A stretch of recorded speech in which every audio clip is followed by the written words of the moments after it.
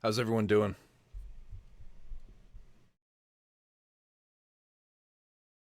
Happy Saturday, or Sunday, or Tuesday, or Eric Day. I don't know. Is that a day? I don't think it is.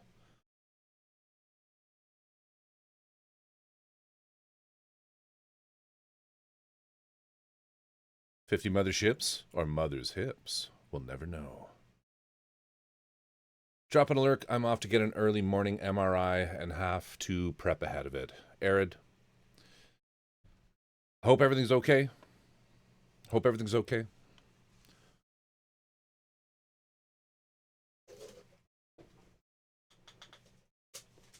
Hope everything's okay with you. Good luck with that.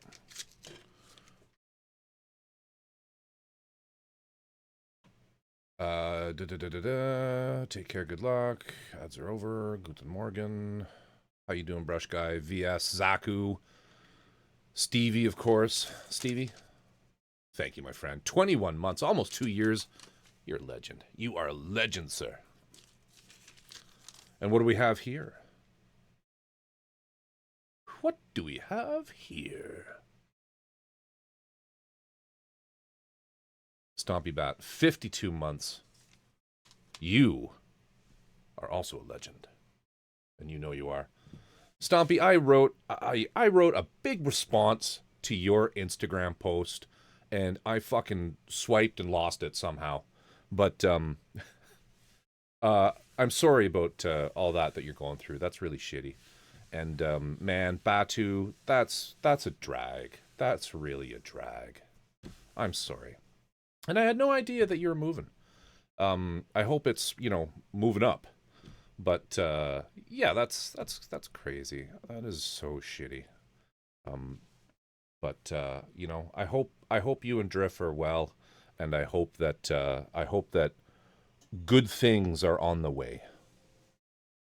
And know that I'm thinking about you guys. Think about you guys a lot. Some of my oldest and dearest friends and followers, and yeah, it's a drag when shit's not going your way. Of course, appreciate both of you immensely. And if there's ever anything I could do for you guys, let me know. Fluffy, how you doing? Good to see you. Good to see you. My pocket watch is ready. Oh, you have a pocket watch, do you, sir? And yes, we're moving up a bit, so we're happy about that. That's fantastic. Because I remember when we were talking about houses, just how like janky your house was. Not my words. That was not my determined. I believe you guys said, no, we don't really want to do that with the electrical because there's some really sussy shit in that. But that's fantastic. I hope it's. I'm assuming you're staying in Vegas, and you just moving up a bit. Well, that's awesome. That is awesome. That is awesome. So, have you officially sold your place? Is that what's happened?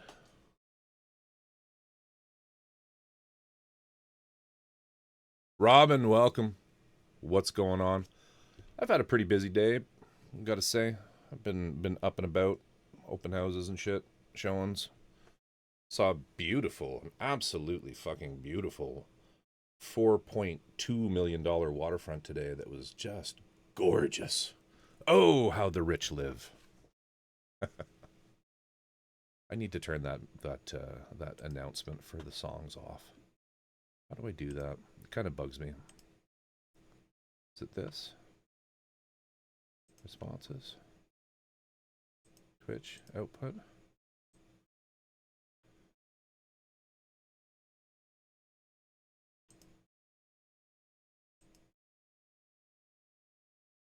Yeah, this is what we want. We'll turn that off. You guys don't.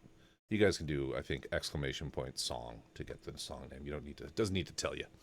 Haha. Yes, we often refer to our current place as janky.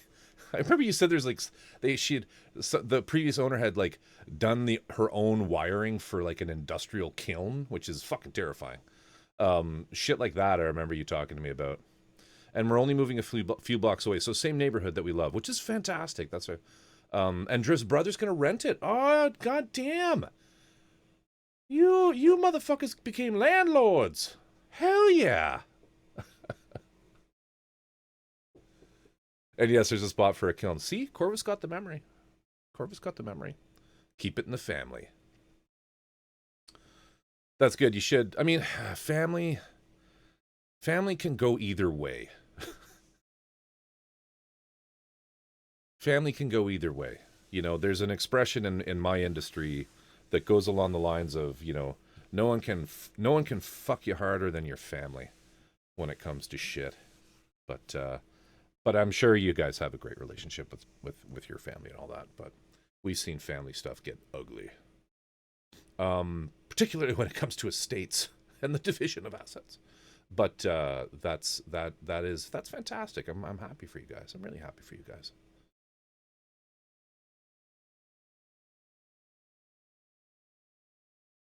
I was gonna build something, but my pet Maya decided otherwise. She needs attention. Very cool. We're gonna keep working on the Vidar tonight. So that's the plan, at least, is to keep going with this little guy here, because I would like to get it done and on the shelf so I can chuck the box away.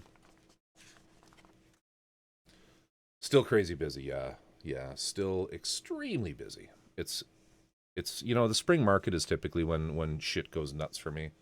But I just don't really get time off, which is a bit of a drag, but I mean, you know, it's I mean, you know, I work in an industry where sometimes there are vast spells of nothing at all, and you start to get a little worried, and then you just have these moments where everything is coming together and everybody wants stuff, and it's just like go time. It's go time. So, yeah, that's basically where I'm at. But yeah, thank you for asking. I appreciate that. I appreciate that. Um, oh, let me show you this, guys. This is what I've been working on a little bit on the side. This is the shield for the frame arms kit that I'm working on with new. I'm not done. I'm not done, but this is a frame arms kit that I'm working on with a new technique. This is one of these guys.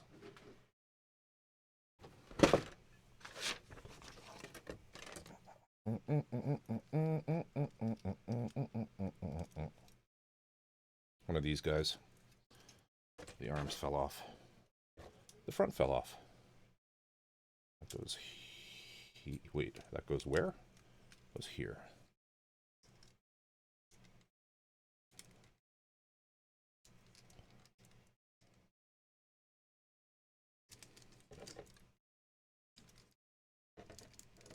And sorry about the late start. I didn't have my shit together. My shit was very not together this evening. And I don't know, there's another arm here somewhere. Here it is. This one. Anyway. Oh yeah, that's all kind of busted. But this is the kit. Fuck. Just ignore that. The front did fall off. Anyway, this is the kit. Oh, and the leg fell off. But anyway, don't worry about that. Don't worry about that. Nothing to see here. Nothing to see here. Nothing to see here. This is what you want to be looking at. This is what you want to be looking at. It is very hand grenadey. But so this is a new weathering technique that I've been learning from Michael Rinaldi, which involves using some very specific paints. These ones here. Let's zoom this in a little bit. These ones here, Mission Models.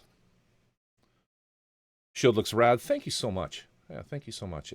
I've been sort of trying some new things. So, Mission Models paints. It's actually an acrylic that you airbrush on, and then you can weather this out just with water. You don't actually need to use. You don't actually really need to use any hairspray. So the idea is kind of moving away from hairspray chipping, because hairspray chipping is beautiful. You can get some really amazing effects, you know, as we've seen on some of the other things that I've done, like this guy here. You know, that's all done with hairspray, but it has it has a couple little foibles, you know, some issues with that. There's some caveats, we'll say, to hairspray chipping. This is a technique that it's not so much chipping as it is just worn paint, which is something that I'm looking more towards, because chipping can get really intense sometimes when you do it, and you do a lot of it. It can kind of get away from you and be a lot, and you kind of lose the realism. Whereas this is more of just a worn effects, which is what I want. So we did. This is both mission models. I did both mission models, and the stencil that you see is actually done with a. I got a new Cricut cutter. Like a Cricut, the thing that cuts things, and I use this material for anyone who's interested in making these. It is called Oracle, showing the wrong camera, Oracle 813 stencil film. And this is a huge roll of it. You can get millions, probably. No, maybe not millions. We'll say thousands of stencils. And that's how I did the, let's move over to this guy. That's how I did the text and the green line that you see there. If you're going to buy a Cricut, little tip for you. If you're going to buy a Cricut, buy a used one because people like give them away. I got mine for $50 and it's an Explorer Air 2. And it's just like, it's insane. If I want to make my own decals, is that the way to go? No, what I made is no, it's not really for decals. There's tons of them on Facebook Marketplace. Yeah, that's exactly where I got mine. Well, here I can actually kind of show you, because I have a bad one. I had mirror mode turned on, but it's this material, and so you cut. Where's the little weeding machine? You cut this thing out, and then it cuts the stencil out, and then you pull off these bits of the stencil, right, and all of the letters and things, and then you peel the whole thing off, which I did here on this side, and then I stuck it on top of the shield, and then I sprayed through it, and then you peel it off and you throw it out. So yeah, the chipping is like an eroded, abandoned, yeah, that's exactly. I'm just looking for like worn paint, not so much chips and things. I'll probably use maybe for chips like an additive process moving forward where I just paint the chips in. Is kind of the direction that we're going. I wanted to get a little bit of a rust look down here. There's also going to be, what's missing from this is an oil wash. Like I haven't done any of the oil paint rendering technique on this yet at all. It's really just scratched up. I added these. I did sort of my signature pockmark bullet holes with the putty that you squeeze in. These will get painted in. These will get painted out in like a silver, like a metallic, maybe not bright silver, but a metallic, because it's basically exposed metal underneath that. So that's the plan anyway. That's the plan anyway. You must have a Cricut, Stompy Bat. Like, you seem like the kind of person who would have a Cricut cutter. I don't know if I actually read this. I don't know when this was printed. I Am a Fortune. I did read that. I did read that. So anyway, that's kind of what I'm working on in the background a little bit. I might do a little bit of the oil paint rendering on stream, but not tonight. I don't really feel like it tonight.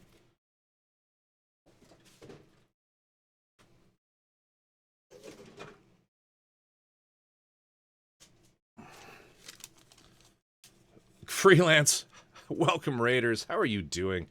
How are you doing, my friend? What's going on? Yes, I have a Cricut, and I love that stencil film too. It's so cool. Like I've wanted to do numbers and shit like that, like painted on, for the longest time. And that just as like, it's another thing I got from Michael Rinaldi, and he's just like, dude, you have to get one of these. They're just fucking amazing. And he was the one who said, yeah, use that 813, and it's been a real game changer for me. They're cheap, guys. If you're into painting, it's the next level. I know Doc has one. He was asking me about what stencil film to get. Very cool shit. Very cool shit.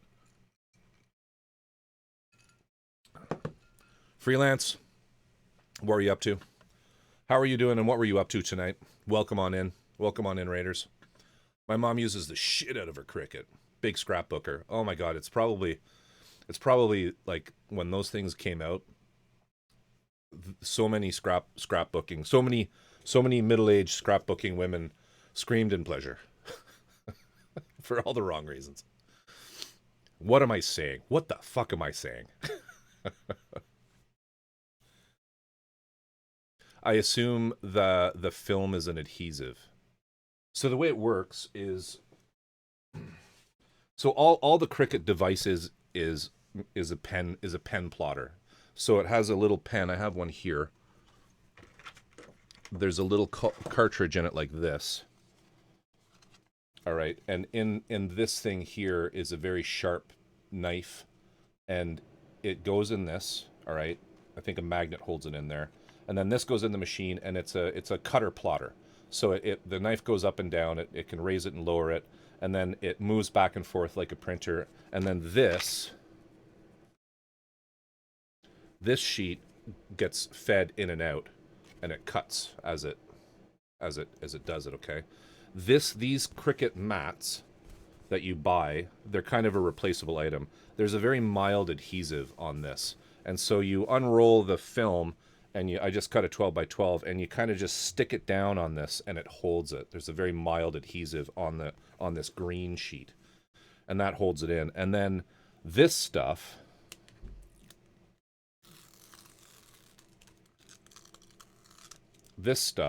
is also an adhesive. So you can slap this down on top of your model. Let's find something we can stick it on here. Right. So I just basically did, one of these. Right.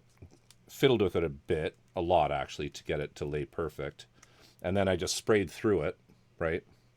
And then you just throw this out when you're done. It actually removed a whole bunch of dirt and shit that was on there, which is great. And these are pretty light adhesive as well, so you're not going to pull paint off or anything. It's a really novel idea, but you can make positive or negative stencils. That's exactly it, with different materials, obviously. Yeah, you just cut out. Yeah, it's really cool. It's really cool. And what's great about them, when they to buy them new, they're kind of pricey, like $350 I think Canadian for the version that I have. But there's so many for sale that are used. So cool device. Cool device. Definitely something that if you're trying to go for a more advanced look, doing shit like this, I even got right Oculum written on there, 075, and a little barcode. I just did all this in Illustrator, by the way. I just used Adobe Illustrator to do all that because I am an Adobe dum-dum. But yeah, it's cool shit. It's cool shit. More DQ11. Dragon Quest 11, crushing through Act 2, collecting the party. Act 2 is giving everybody upgrades, which means even more skill trees. Being a lot of fun playing around with the new builds and abilities. Dude, that's awesome, man. That's awesome. I remember Dragon Quest, and I thought, do I want that? Maybe I do. Albie, welcome. How are you doing? What's going on? So you can make positive decals or negative stencils with different, yeah. I like Illustrator, but Inkscape is so much more intuitive and is for free. So I kind of have to use Adobe because what I do a lot of the marketing for my business, and the main tool that I need in there is InDesign. And so it's kind of and I also need Acrobat. I use Acrobat a lot. I feel that Acrobat is a product that they're actually I feel like they're going the wrong way with it. But it used to be quick and good. Now it's slow and full of fucking AI, but that I don't need, right? Why are you scanning the pages? I don't need you to do that. Stop it. But I can't use other products. Yeah, it just doesn't make sense. And here's the thing, Brush Guy is it's a write-off for me. So it's anything, when you're running when you're an independent like me, anything that you can write off is just mwah. Because you gotta get that fucking income down, So it doesn't make sense for me just to get the one product when I might as well just subscribe. Right. But I've heard really good things of Inkscape. I have. I have. So, yeah, I write off all of my Gundam kits too as a business expense. No, I'm kidding, I don't. I don't. Yeah, Illustrator is really is super super good. It really is. It's one product I think that Adobe haven't ruined with AI bullshit. Some AI bullshit's okay, but I don't understand why it's in Acrobat. I don't know. Facts. And that's the other thing too that VS said is it's extremely it's so hard to move out of that ecosystem. I used Premiere a lot before I learned DaVinci. DaVinci's fantastic. DaVinci is also really like system hungry, if I remember correctly. So you need a pretty decent computer. Not that Premiere isn't, but yeah, DaVinci is amazing. And I've used DaVinci. I've used Premiere Pro. I've used what's the oh what's the Apple one, X something X. I can't remember. I've used a few of them. I got to work with Illustrator a little in my last job. I had worked with Inkscape for 20 years before, and of course the basic functions are the same. Yeah, I mean vector illustration is vector illustration. Just learn the tool and it'll do what you need. It'll do what you need. So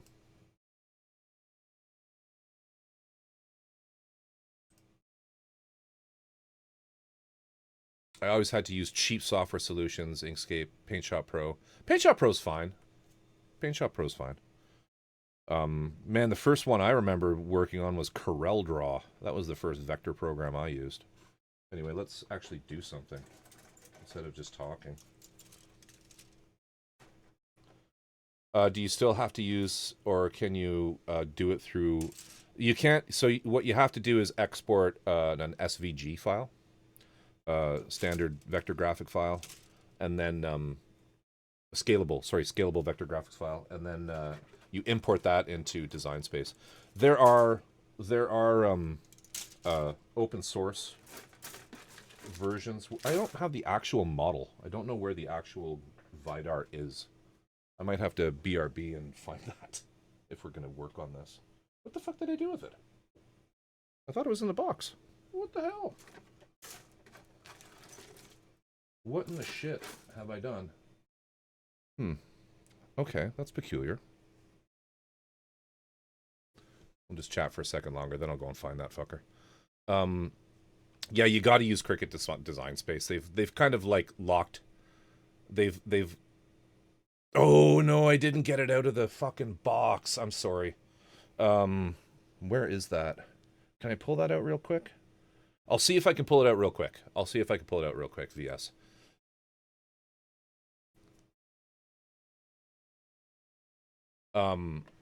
Yeah, so you have to. All good if not. No. I'll see what I could do. I think I know where it is.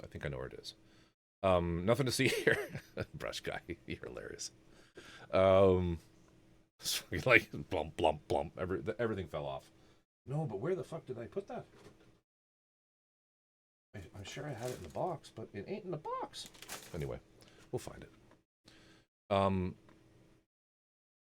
Okay, because I know my partner really dislikes Design Space, so maybe there's something else she could use. Well, I mean, you can bring in any vector graphic file, right, to the Cricut Design Space. It's just that you have to interface with the machine through Cricut Design Space. I believe the one that people who are not fond of Cricut use for, you know, the whole closed source shit is called someone else will beat me to it, and please do if you know. What's the open source cutter?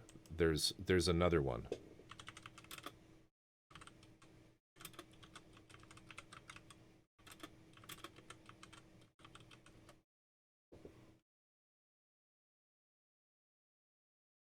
Is it X Tools?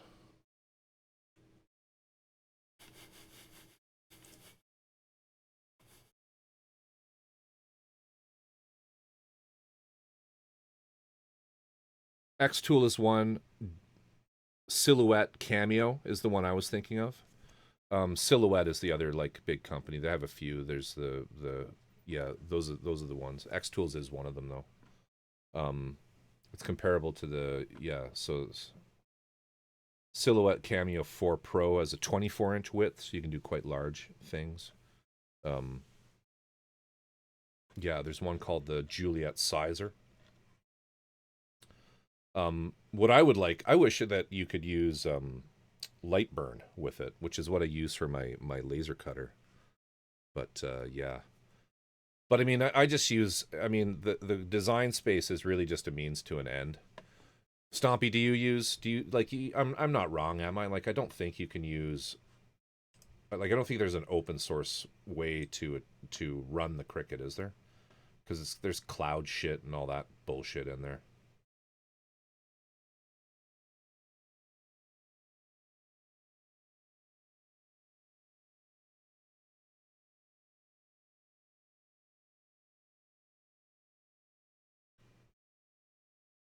I'd love to be able to use Lightburn for plotting. I know, because it's like, just give me one program, right? Like, it's 2D shit. No, there isn't a way. It has to phone home to work. That's what I thought. Yeah, and that's kind of what's pretty, shite about Cricut. But what's not shite about Cricut is they're fucking dirt cheap used. All right, let me just do a quick be right back here, and I will go and find what I need. And I'm like totally running out of disk space. Um, I should probably delete some shit. Let me just do that. The Bamboo Labs, they're basically the you're absolutely right. They're the Bamboo Labs of plotting. At least with Bamboo Labs, there are some ways of getting around that, but not so much with Cricut. I never know how to call it Cricut or Cricut or Cricut. Let's do this. All right, I'll be right back. I'm gonna go find some shit. I'll be a minute or two.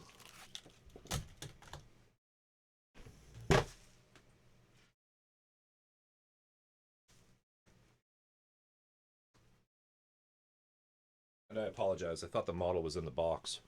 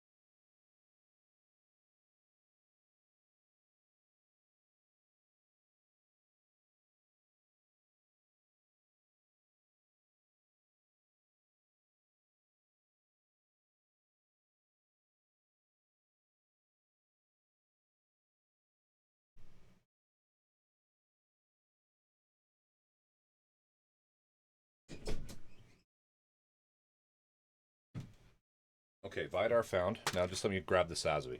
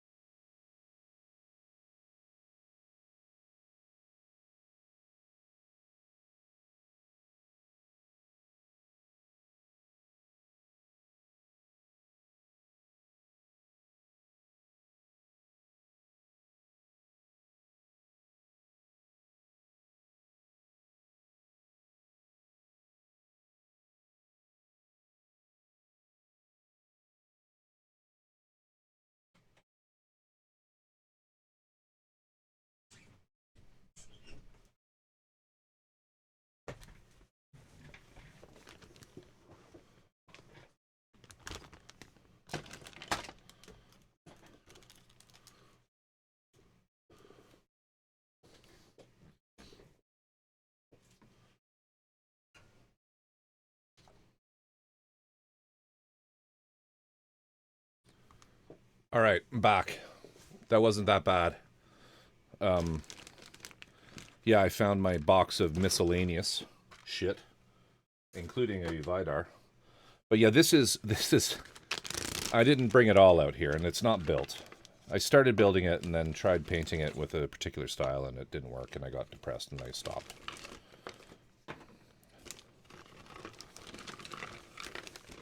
But I'm just going to give you a foot, nothing more.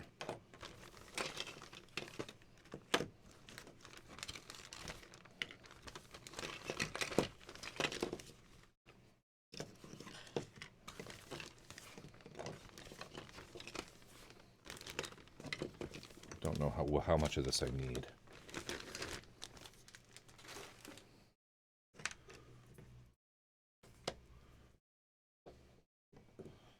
Try to remember how it goes together.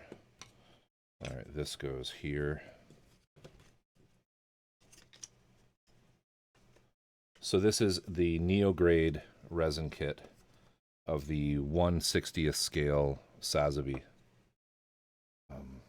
You? No.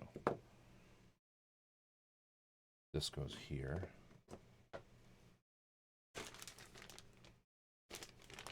Do I not have that piece?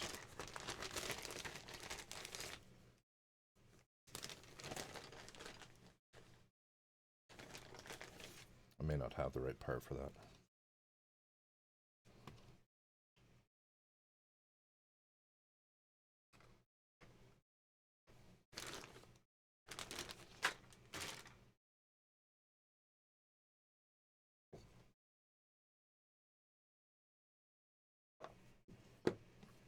No, I don't have the ankle. But this piece, I think, goes in here. Got some pinning and shit that I need to do. No, it goes that way. I don't know why that's in there.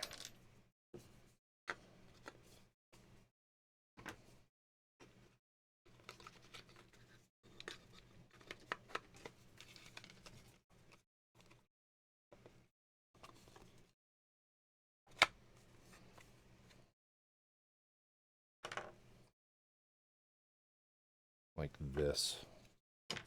This piece? No. Oh, I got that in backwards. Oh, it doesn't matter. You kind of get the idea anyway. It's really big. It's really big. So, and then this I think goes up here, maybe. Yeah, that's that piece. I think this. Oh, I don't have the front. Anyway, you get the idea. It's chunky. It's chonkers. I'll have to ask you later how to get the pins perfectly perpendicular on the larger pieces. So something, and you're going to be like, oh my God, how on earth? Some of the easiest way, if you have a really critical pin that you need to hit, just like absolutely bang on with two parts, is drum roll. Like, let's say this was getting pinned onto here. You drill this hole out right through the front of this piece, okay? And then you flip it around, you stick it in place, and you put the drill back in the hole and drill into it. And then you put your pin in and you fill the hole. Yeah. No, this is all cast, ham. Yeah, Hamtaro. This is all totally cast. This is done by a company called Neograde. Which was back in, I want to say the late 1990s, early 2000s. They're now since out of business. They are long since defunct. But they would make these bootleg sort of, like, I don't think they were licensed. If they were, it was for a very small run of just like really large, really large kits. The 1/160 scale Knight of Gold that's on my website is a Neograde. This is a Neograde. These are recasts of the Neogrades. The actual Neogrades, if you can find one, is going to be punitively expensive. So just keep, yeah, but they're very cool if you're into resin kits. Very cool. That's what you would have done, but wasn't sure if there was some magical way. Sometimes if you get pretty good at it, you can literally just like drill perpendicular. You know, you rotate the part and just make sure. Yeah, the Knight of Gold, Patrick Swayze, or whatever it's called, Patriquise. Let me see if I can find a picture of the actual Sazaby. 160 Neo grade. There's another modeler who built it. Yeah, here it is.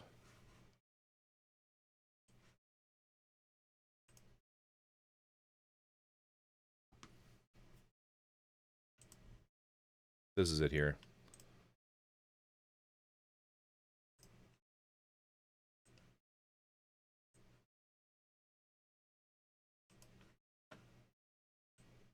This is it here. Only 2,000 on eBay. But is that for an original or a recast? Don't buy a recast for that much. Like, you want to, if you're spending that kind of money, you're going to want to check to make sure it's not a fake. Is this the only picture he has? I guess so.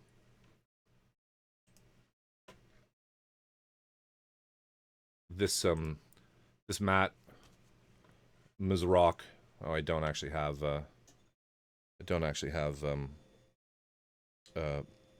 YouTube Premium. We'll just go back to that for now. Let the ad go through. New 160 SMS resin kit, perfect grade by Pia.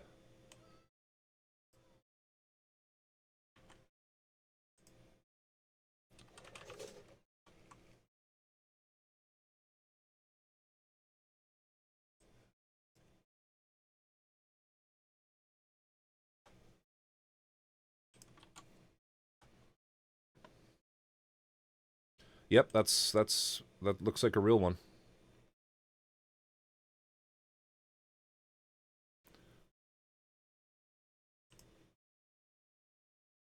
Hey, thanks Ham. Thanks Ham Taro, I appreciate you. Yeah, this is it. This is a Neo grade. Superior Modeling Hobby Store. I think it's the real one. I wanted to see if it has the... Yeah, it has the lights and all that shit in it, so this looks like a legit one. Yeah, they're crazy. I'm glad more and more people are kind of getting into the 5-star story stuff. Actually, you know what? I don't know if that is. I don't know if that is a real one, because I'm pretty sure this is what the real ones look like. And this is hey, thanks Stompy Bat. Thank you. This is what the actual ones look like. So that might also be a knockoff. So yeah, you got to be so careful. Oh wait, no. This is a knockoff, I think. This is a knockoff. Cuz that looks like a... Yeah, I don't think this is the real one. This is too modern. Anyway, this guy did this Matt Mrozek. He's apparently quite a YouTube builder. He did a really good job on his. He's the guy with that picture of him like beside it. It's very, very funny. Very funny. Anyway, Stompy, you're the best. Thank you so much. And also Paving Mantis, thank you for the follow. Appreciate you. 824 followers. One day. Oops. Gifting Hamtaro. Thank you. Appreciate you. Gifted 229 subs to the channel. Legend. Stompy Bat the Legend. Strikes again. Okay. I should probably do something. Meat thermometer. Never leave home without it. You never know when you might need to... I don't know. Now, is there anything else in here that I think some of these were miscuts that I cut the wrong pieces off. That looks like it's important. That I don't think I was supposed to cut out. Neither was that. The inner frame of this particular model is the same inner frame as the Barbatos. So I mistakenly cut out some of the wrong shit. If you ever do one of the mega grades, this is the tool that they give you to jam into the nubs and like tear them off. It's quite violent. Don't need you. Don't need any of these. Don't need that. Close that. And that, of course, is the shield for the Solomon that we did some work on. Oh, we'll keep going with that some other day. All right. We really don't need a meat thermometer.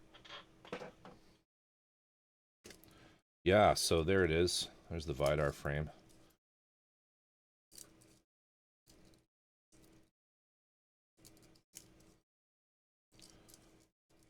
The IBO frames are really, really cool. Don't check. You don't check sprue temps before cutting. You got that right. Just gonna turn the brightness up a little bit here. There we go.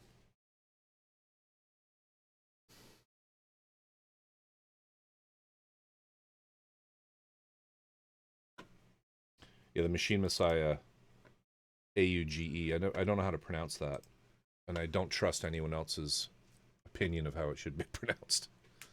Was one of the very first 5-star stories models I built on stream way back when. I think that's when Drift and Stompy Bat stumbled upon me 51 months ago. So where the hell were we? We were working on the arms.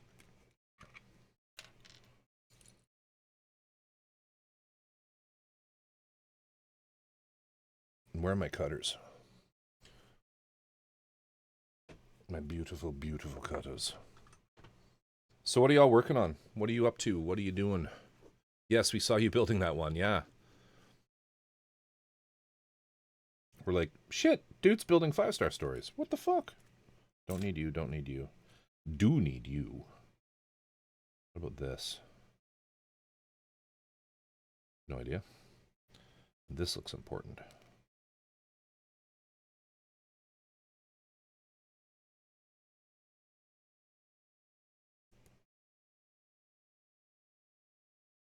This piece? No. Just I cut some shit out I shouldn't have. That's okay. Gonna finish the MG Saz. You're doing such a good job, VS, on that. Water decals for my Marshall Emperor. Nice. It's looking so good. So thoughts on how a resin kit I'm eyeing would be my first. Oh, of course, Zaku. Anytime. Just as long as it's not like some giant titted milker anime sussy shit. Okay, good. It's a Jegan.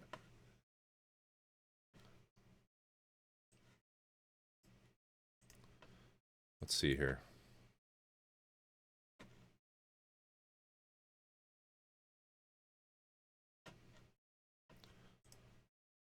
All right. Let's deep dive this. Let me close this window. First of all, what's the status? So this is pre-order. Have you purchased this? Giant Titty Jagan. All right, so do you know how this site works? So when it says pre-order like this, it means that they're, yeah, it can be a while. It can be a while before you get this. It looks like people are purchasing it though. You see, they've done this green bar here indicates that their first batch, they've received enough. They received basically enough money to make this one, which is completely finished, and the assumption there is that it's shipped out, and now they're on to a second one. So this is often a good indicator of popularity. The way that pre-orders work on E2046 and GKM as the not sister site, but the other recast site, is they are it's a popularity contest. and so you need to be super cool, or you need to be super okay with waiting for stuff potentially for a really long time. My understanding is unless you've done a lot of business with them, they tend to, if you want out of one, they'll charge you like a 10 or 20% restocking fee to pull out of it. But this is like hardly. This is really cheap. So, this is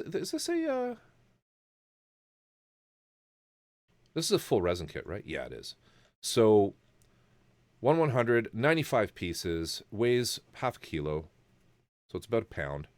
And it stands, from the looks of it, about. Why does it say it's only 10 centimeters high?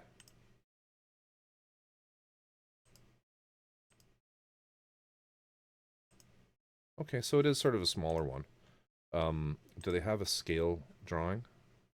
Sometimes they have this like E2046 can of Coke that they put beside it. Okay, so it's a smaller one, so that's okay. Um, I mean, this looks cool. This looks good. It's yeah. This would be I think an okay one to deal with. Um, some smaller pieces means no pinning. You're not probably going to be pinning a lot of this stuff, or if you are, you're going to be using very small pins, which can be kind of frustrating. It's almost sometimes better to use the larger pieces. These really tiny ones, they're mats. Just so you Americans know, these are centimeters. These squares. Um, these really small pieces, you just glue them in, and you don't use model glue. You're going to use like Instacure, like crazy glue. Get a good hobby grade cyanoacrylate glue. Make your life as happy as possible, and then you're gonna essentially just go to town on this. Obviously, it has to be painted. Um, expect extremely minimal instructions. Okay, like the most minimal of instructions. Like often it's just an exploded diagram of the model and just like you know, good luck, buddy. One of those. It's a parts kit, really. So why do you say that? Is it not? Does it not form a full? Do you need a base kit? I don't think so. These are legs. These are feet. But I mean, this is the thing that a lot of people don't understand about resin kits is there is no mechanism built into what you receive to actually hold any of these pieces, onto any of the other pieces in the kit. You have to essentially devise a way for everything to be stuck together, which is why you see me on these things using this brass rod, right? Which you drill and pin. Oh, it says you need the MG. Okay, hang on. I missed that. So this is a conversion then.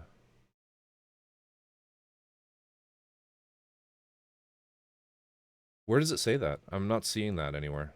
I must be blind.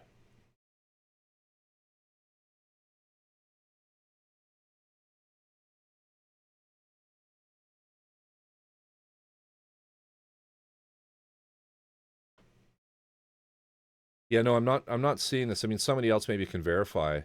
Oh, its height is 20 centimeters, so that's not bad. Oh, this is the box height. I'm being an idiot. It's 1/100. Yeah, I was thinking it should be bigger than that. No, I think this is a full resin kit. This is absolutely a full resin kit. So you're gonna need to glue and pin this together. But it's fun. It's fun. You have to use your own judgment where to pin, but it's pretty obvious. Like they'll often give you like ball socket type like things. Like the pieces aren't just like flat surfaces that you have to stick together. There's usually sockets for stuff to go in, but you don't want to rely on that socket with glue in it. You want some strength to it. Obviously, they're not posable. These things are statues. Like what you see there is probably what you. If you're really really good, you can sometimes do some tricks to make the joints swivel, so you can at least make it look like a robot. But yeah. Um, Check eBay for one at a comparable price. Yeah, that's always a good idea too, because like some of these pre-orders you can get really burnt, and I always recommend people look at this pre-order progress before you do anything. Sometimes if they're new kits that come on here, they will absolutely like you know that they're gonna sell. Like this one here, I've ordered this one. This one is super popular. They've done it like a gajillion times. This Android lady here, and there's other ones. I need to be a little careful because this can be a bit of a sussy. They're actually usually pretty good about censoring everything. But anyway, that's just the thing to know. Then the other thing is with the pre-order stuff, just so you know the lingo, anything that says pre-order purchased, pre-order purchase basically means that they have sent it off to a workshop to be cast, but they're still taking pre-orders. This is the camphor conversion for the lizard that I got, so hopefully I'll get that sometime this summer. What's this? This looks interesting. It's pretty cool. I love the gloss. Some really neat stuff. It's a little bit heavy-handed weathering, but it's pretty cool. Pretty cool. Anyway, enough of that. Future me will keep that in mind if I ever get into resin kits. What size is this? What we were looking at, 1/100 scale, so it's going to be about 20 centimeters tall. Resin is, of course, toxic. You do not want to... what site is this? It's E2046. These are the two... I'm going to link you guys the two main recasting sites for this kind of stuff. Recasting is a little controversial. You should not support some of the smaller kits that these sites do. Like if you know they're willfully stealing from an actual artist who is producing for Western audiences, just buy it from that person. Don't buy it from these guys. But there are like a lot of these models are just inaccessible to us here in the West. They were done under one day licenses for Wonderfest exclusively. They're just kind of unobtainable unless you buy a scalped copy off of like Yahoo Japan, from somebody who waited in line at the Wonderfest, bought two of them, one to cover the cost of the purchase when he then scalps it later. That's not really supporting the artist either. The artist has made his money, but these are the two. The GKM, that website, it says shop2000.com.tw, but everybody just calls it GKM. That site also sells original kits, so you can get, there's some conversion kits. They have an in with some of the conversion kit people where it says original kits. They're located, I believe, in Taiwan, Hong Kong. Recasting is not controversial, simply put.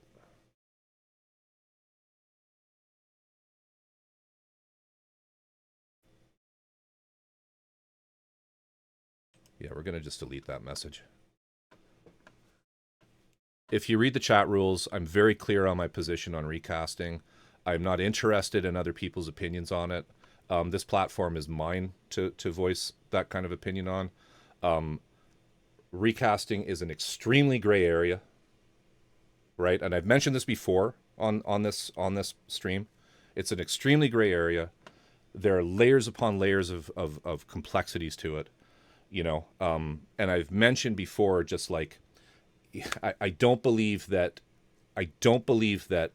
culture, especially when you get into what I like these sites for, which is getting some of the models that are simply no longer available. They're just out of print. They will never be coming back into print. This is the only place you can get them. And so, this like it's illegal. I don't believe that culture and art should be exclusively for the wealthy. I just don't believe that. So, absolutely, Aaron. Hope you have a good one with the MRI. I hope everything comes out positive for you. Anyway, that's the two sites. So let's actually work. We got to get these out. How long have I been on? An hour? I've done nothing. Aren't you guys glad you watch me?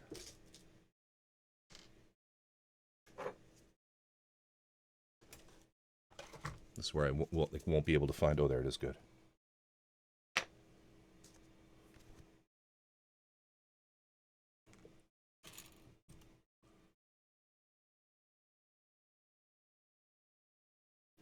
Yeah, we're just gonna drop the conversation.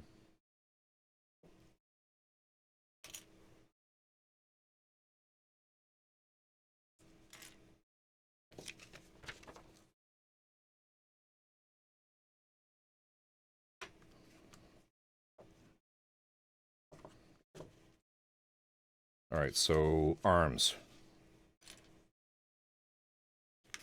I think I got like a little ways through the other arm. I really like the Vidar. I have yet to build my Barbatos because it's I need these so because I have a conversion for it and I started making it for the purpose of the conversion, which is always tough. Like it's kind of like I almost think people should start with full resin kits before they do a conversion because conversions can be a little challenging, just in so far as like what to what degree do I actually build the kit out, right? Um, and so it can it can be. I should turn that light on.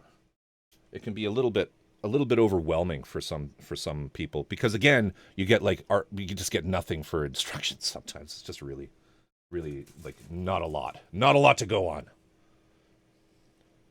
Enjoy your stream. Thank you, Brush Guy. Have a great time with your sister, I think you said.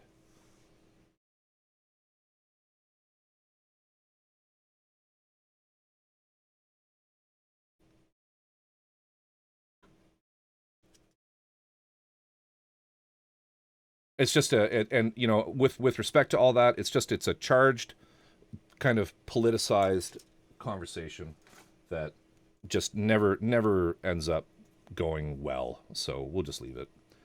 It's like politics, religion, recasting. The spectrum in which resin kits come is crazy. Yeah, it really is. It really is. But there's a lot of crazy good stuff out there. I kind of feel like maybe we're coming into an era though that where I think some of these third party kits are going to be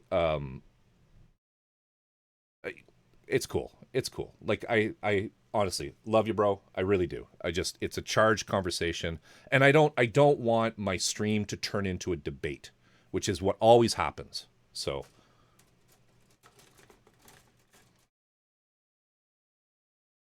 I got a Fortune Meow kit in. Comparing that to the YJL is insane, especially for the minimal price difference. So do you find that the Fortune Meow is like the Fortune Meow I did, which is the double Zeta? It wasn't as grandiose a production as the what do I need here? I'm just like opening, I'm just looking at things. I'm not even like looking at the manual. It's not as grandiose a production as the YJL stuff, but but it is nonetheless. So I've done, I guess I did the left arm armor. No, I'm over here. I'm on the wrong page. I got a nice little book though. I think I still have it somewhere.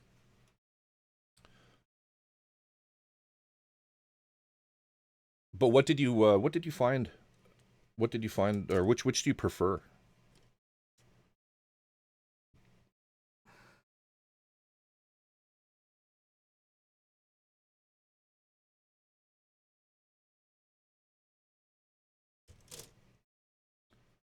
So I've done that. Okay, I need B, F, F, B, B.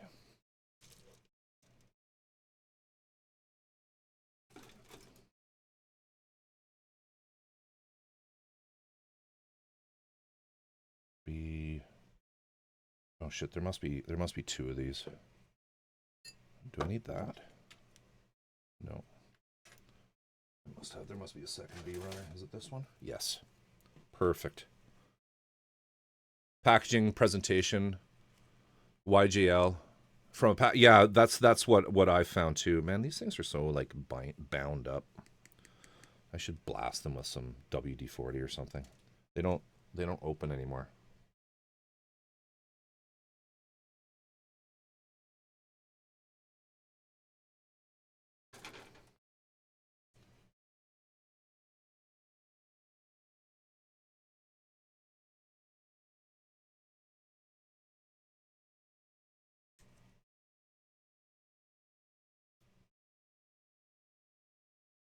Stompy, take care.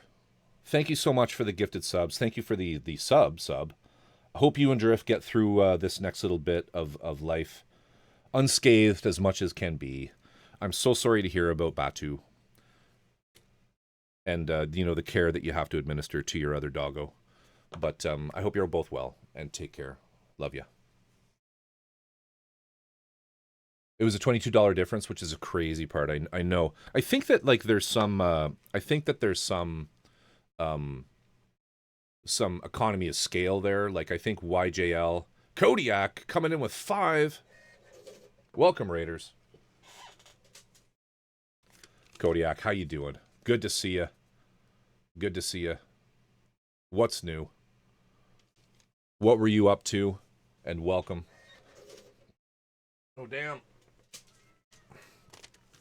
Mad Dog Seamus coming in with 4 double raid. Are you guys co-streaming? Thank you, y'all. Thank you. Appreciate you both. What's up? First time chat. Mad Dog, welcome to the jungle. Playing some repo tonight? Hell yeah.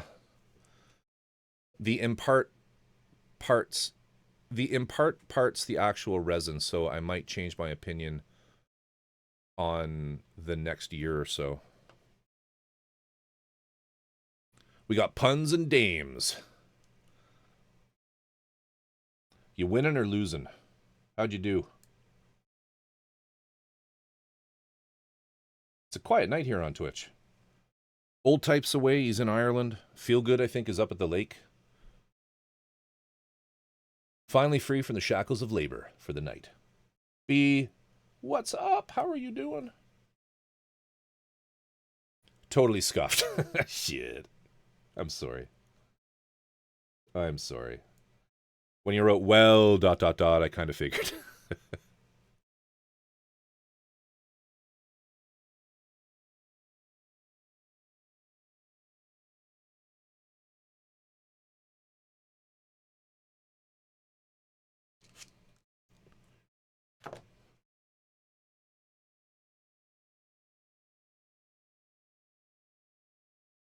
Okay, we need B, we need E. So E, E12. So I need the E runner. We'll keep that aside. Was that C? Yeah, C. C25. There it is.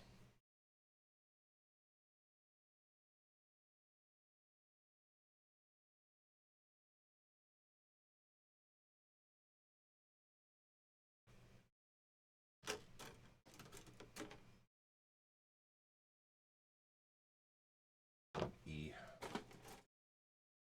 F. I think that's the E I used already. Is this the other one? Nope. This guy? It's A. Where's my other E? B. Oh. No, that's B.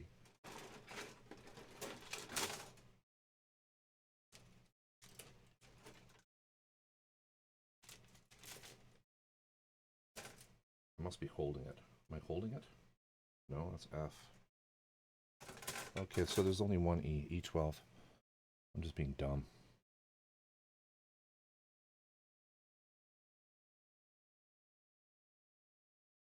Oh, I've already cut it out. So where is that? Oh, I see. It's this piece. Okay. That's cool.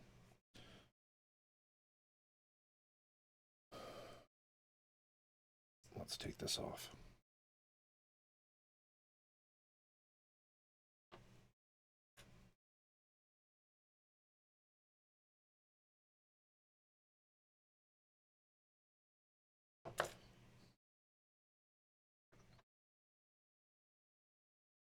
Feel good. How you doing? What's up? Totally scuffed. I was the biggest menace. Why am I not using my actual chat program here? Do Poople Raid. Yeah, welcome on in. Appreciate you guys. Appreciate you.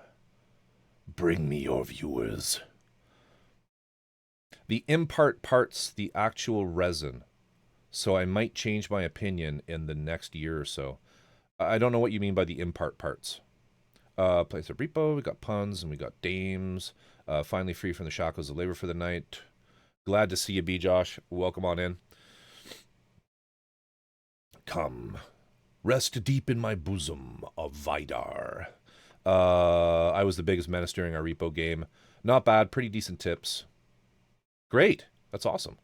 It's all good. That's the game's fun to lose. If it ain't scuffed, it ain't repo. TJ, what's going on? How you doing? How you doing? How you doing, Feel Good? How you doing, Feel Good? Feel Good, check this out. Check this out. I don't know if you've been watching for long or lurking in here.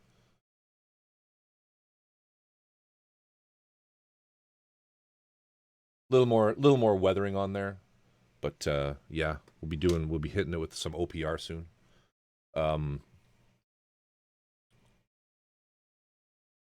Hey man, I'm gonna head to bed 3 a.m. Yeah, Raiders. If I know what you got to do. If you got to do what you got to do, do what you got to do.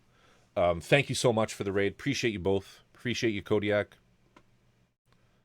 This guy listens to my kind of music. Yeah, we're hitting some hair metal tonight. Not a damn at the lake. How's stream going? Pretty damn good. Pretty damn good. How's the lake treating you? How's the lake treating you today?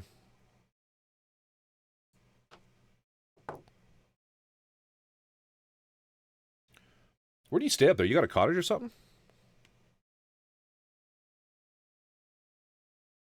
Or family or something up there? Water's glass. Can't complain. I live not on the water, but very close to the water.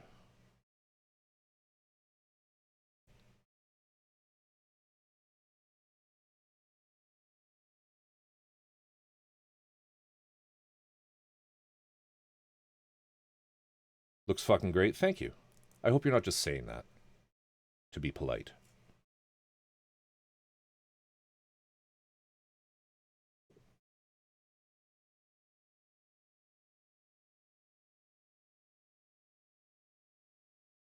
Did I do that right? Yes. Hell yeah. All right, we need B. Feel good sense on that clear weather? It's been so great. I get to live by the Great Lakes. It's like living by the ocean, but colder and not very surfable. Yeah. I live by the ocean. The Pacific Ocean. And people do surf up here, but it's like house out here on the water. Family, friends coming. Fantastic, dude. Fantastic. We don't really do, like, you know, we don't have a lot of lake culture here. There's a little bit. I'm not used to it. You know, I'm from Ontario originally, which is like cottage central. You know, lake houses are super common. But because there's just a fucking bajillion lakes in Ontario. But the where I am, you know, waterfront waterfront out here, and believe me, I'm an authority on it, is fucking expensive.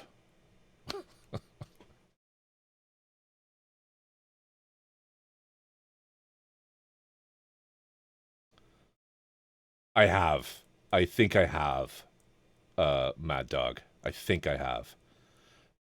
If it's in Spotify, you can song request that for 1,000 points. You may not have 1,000 points yet though. But sound requests are open. It's now a command for subscribe. It's actually for subscribers only, so you can't. But I know an authority out there in BC, but yeah, it's really expensive. Like ocean waterfront feel good is like, you're looking at 2.5 to 3 million to get on the water here. If you add a what's called foreshore rights, where you can have a dock, that adds another maybe million to the price.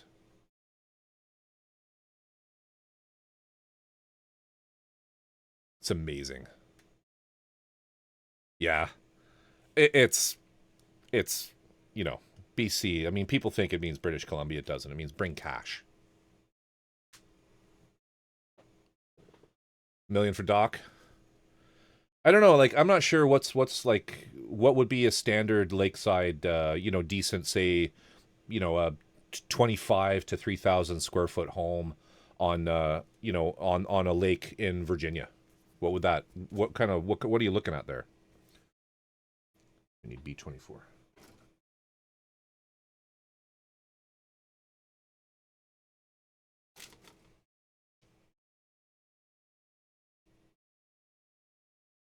Like, is that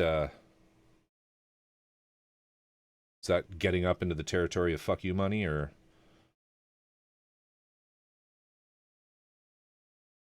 is it fairly affordable? I mean, I suppose I could go on realtor.com and look.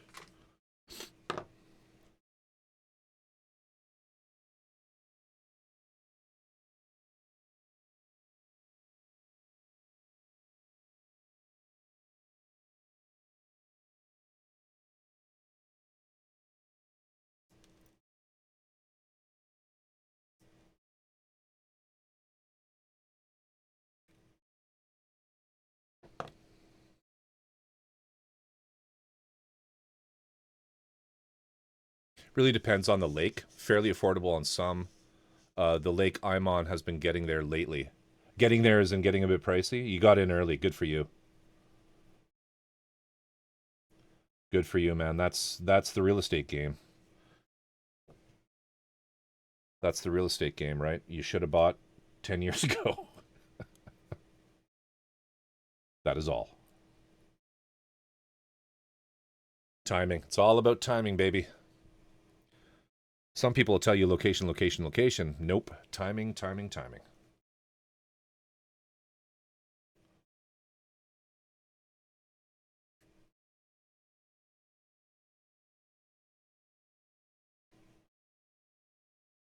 And you know what? My house is absolutely an example of just that. I bought my house in 2003 out here, and I paid easily about a quarter of what it's worth now.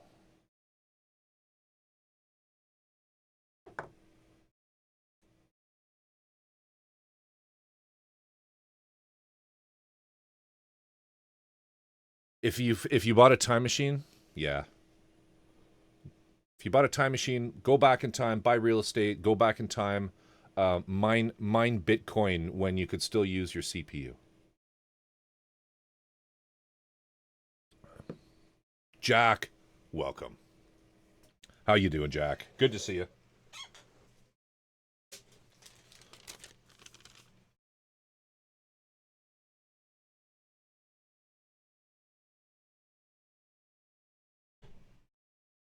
49 months, you legend.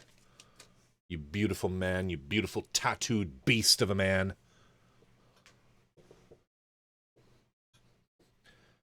I've seen Jack's butt. Actually, everyone's seen Jack's butt because it's on our Discord server in the tattoo channel. How was 2008 for you guys? Same down here. What was the current economic situation of 2008? Was it good or bad? I can't remember. I have a feeling it was bad.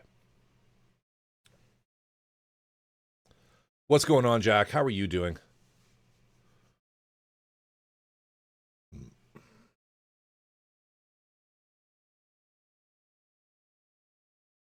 Oh, was that was the okay? That was like the subprime bullshit. So Yeah, I know a lot of you don't really understand or know very much about Canada. Um, the so we actually didn't do too badly. We didn't do too badly up here because I've touched on this a little bit in the past. Canada actually has some very strict banking rules. Welcome Raiders. What they're wait where what? Huh? We have a lot stricter banking rules here. So we actually did pretty good. We never let people in Canada get get quite as extended, for lack of a better term, for lack of a polite term, as you guys did down south. So we didn't have just like whole neighborhoods going into foreclosure. We didn't have like really any of that kind of stuff happening up here. Was it slow? Yes, I don't remember 2008 being a terribly good year for me. I mean, hey, I still went on a vacation and had a roof over my house. But you know, I mean, it wasn't that great. Things weren't selling as well as they did. People, you know, because like here's the thing with Canada is you know, when you I think it was Trudeau, Pierre Trudeau, our last Trudeau's dad, who said like, hey, you know, we're sleeping next to an elephant, right? When you guys sneeze, when you guys fart in your sleep, like you know, the rest of the world kind of, you know, has to deal with it. And so, that's that's kind of what that broccoli is kicking in. My brain registered the sub as a raid. Shit, dude.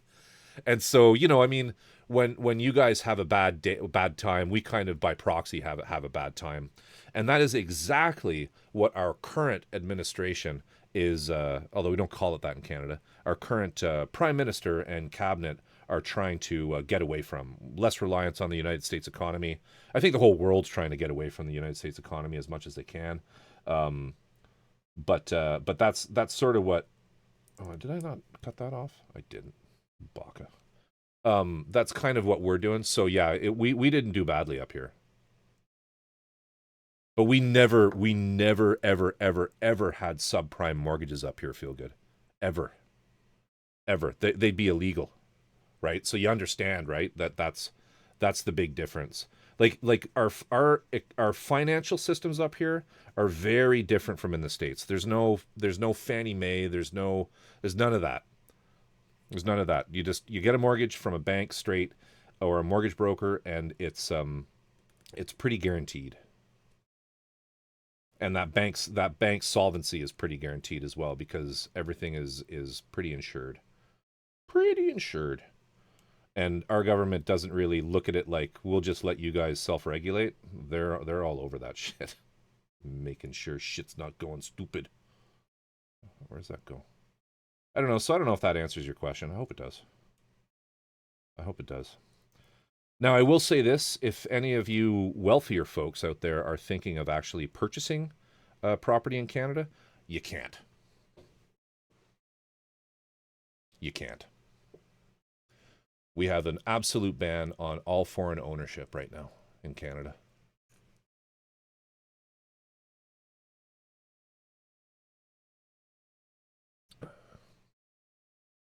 Because I've had to deal with a few people who, you know, we've had a few phone calls. Let's just say that we've since a certain orange fucking lipstick tube got into power down there. Um, we've had a few. I've had let's just say I've taken a few phone calls from Americans.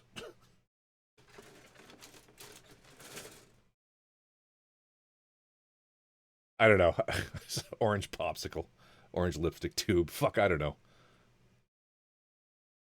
But yeah, we've taken a few phone calls. Wasn't that what was screwing with our housing, or at least part of the problem? Hamtera, what do you mean, like the foreign ownership? Foreign ownership was definitely an issue in certain major centers in Canada, such as Vancouver. The Vancouver market was impacted by it quite a bit. Vancouver, British Columbia is very Asian.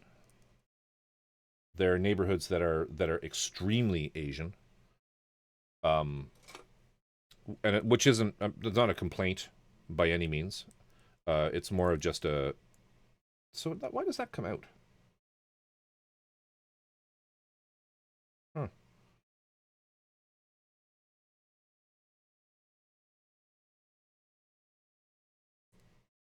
I don't remember that coming like snapping out. Maybe once the other pieces are in place, it doesn't have quite as much throw.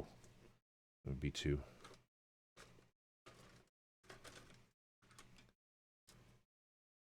Yeah, if you have Canadian citizenship or permanent residency, you can move here, but you have to be you and you can rent. You can come up here and rent, but you can't own property.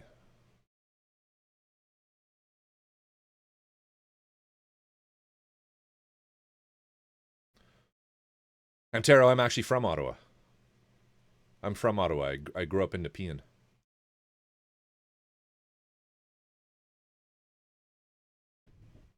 Wasn't that what was screwing with our housing, or at least part of the problem? Yeah,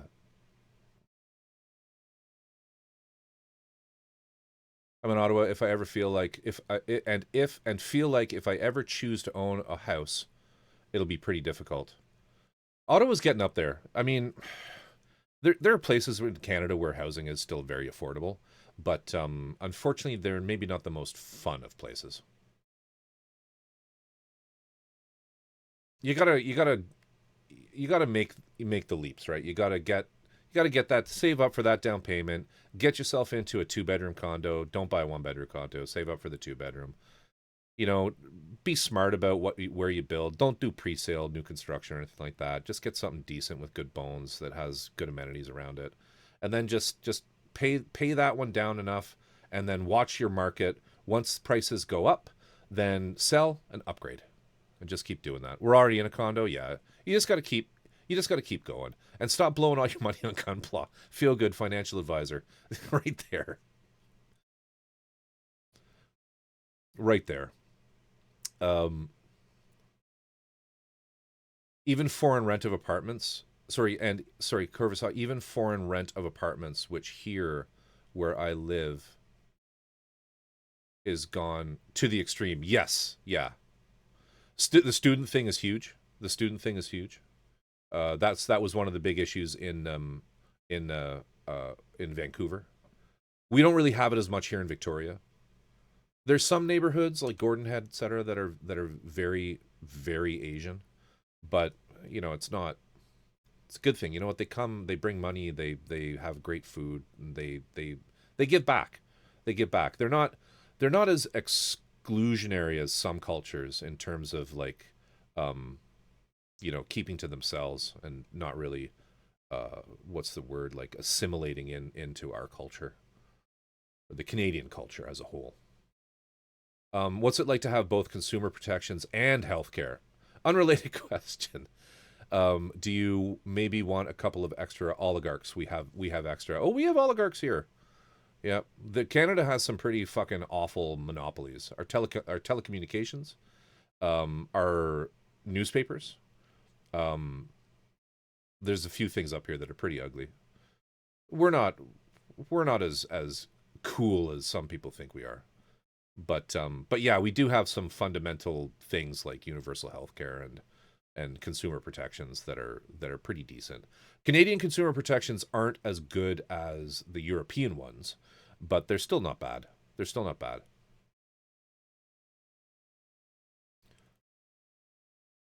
Corvus and the rest, y'all have a wonderful night. I'm off to bed. Gonna going fishing with my former father-in-law and my son tomorrow.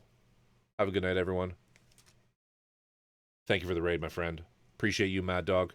Appreciate you, and thank you for the follow. Great to have you on board. I build this kind of stuff every Saturday, and then usually a couple times throughout the week as well. Your mileage may vary. Have a great time fishing. Take care. Feel good's fishing right now, I bet.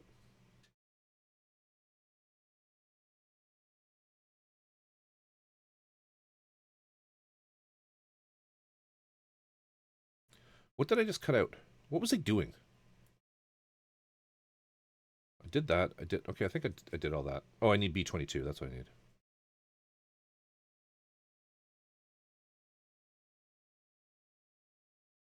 I wonder how smashed Old Type is right now on whiskey and Guinness. I hope he's okay. I hope he's okay. How's Nortel doing nowadays? Fuck, they're gone. They are so gone. Oh man. Oh, Nortel. I remember when all that went down. I wasn't very heavily invested into it. And I got out when things start to slip just a little bit. I'm just like, you know what? This doesn't pass the sniff test. Let's sell it off. And I remember working with a guy. I was working in the government back then, doing software development, business software development, and that kind of boring shit. And oh my god, one of the other contractors on the job was like Nortel just like went. They dropped a lot. Like they're one of those companies that went down, slid for a bit, then went down again and slid for a bit and kept going down. But they would kind of like, not like dead cat bounce, but just sort of, kind of, they wouldn't be it wasn't like the end of the world, but it was still like, it's like, okay, no, they'll come back. There are people who are saying like, no, no, okay, no, no, they'll come back. And I just remember this guy at my office was like, see the Nortel price? I've gone back in all in. And I looked at him like, what?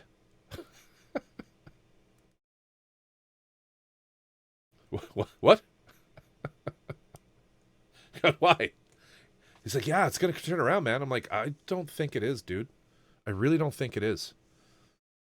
Anyway, then he committed suicide. No, I'm kidding. He's fine. He's fine.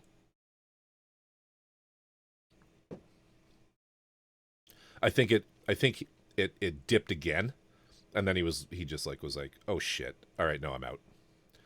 Unfortunately, when it comes to consumer protections, Canada often either lacks the leverage or fails to properly engage its leverage, like the debacle with Meta over news payments, leading to all official news accounts being cut on Meta services in Canada because Meta didn't want to play ball. Yeah, you're right. You're right.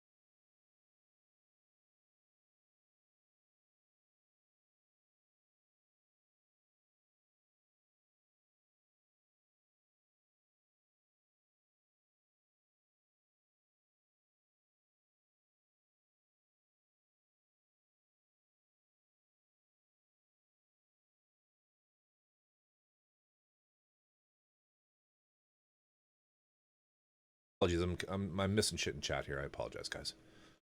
I can only do so much. See, I knew he was still watching. See, he's like, "Oh, I have stuff to do today, so I'm gonna be out of here." But now he's still there like this.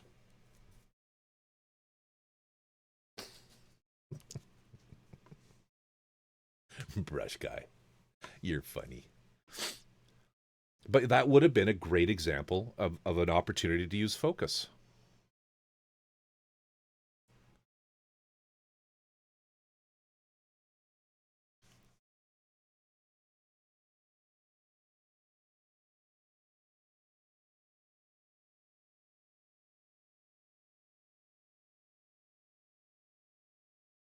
I'm on the train now. Right on. Right on. I hope you have a good trip. I hope you have a good trip. Do you have far to go, Brush Guy? I changed the voice on my TTS on my GPS to that of Bono. Now the streets have no names, and I still haven't found what I'm looking for. Boom, boom.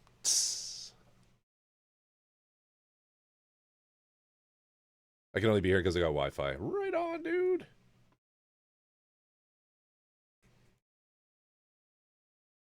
All right. What else are we doing here? We need to assemble this. So I'm missing that piece. Where's that piece? That's F21.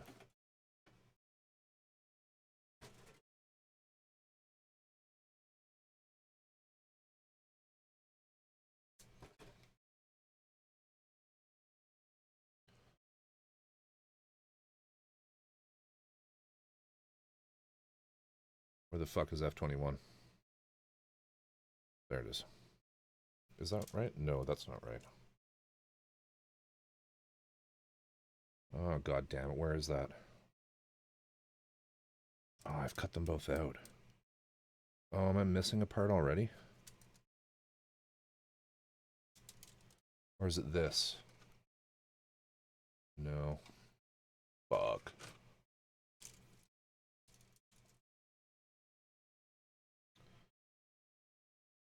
It's like, just, it seems like every stream I lose a piece. I've lost a piece of every fucking kit I've been working on lately. F26? That's a B.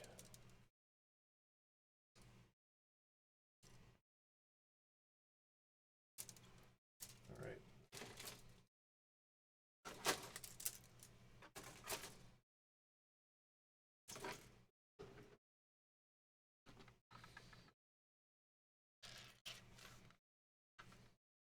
Make sure it's not in here.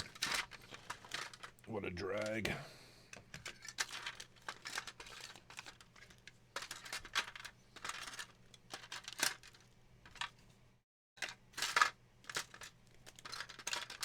Nope.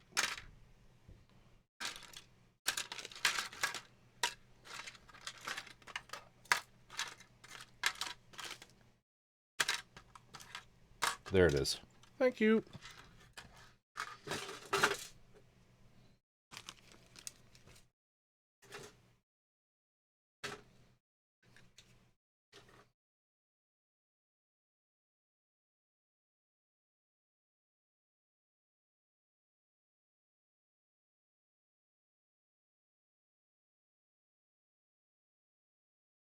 But it's Deutschbahn, so everything can happen, and I can drop out at any minute. No worries, no worries.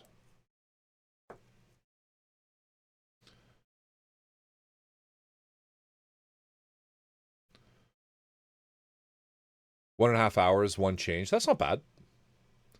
Yesterday, my mom and I went to a 1-star restaurant. It was freaking great. I love sitting and dining for hours, for 4 hours, dude, dude. Um, what kind of food was it?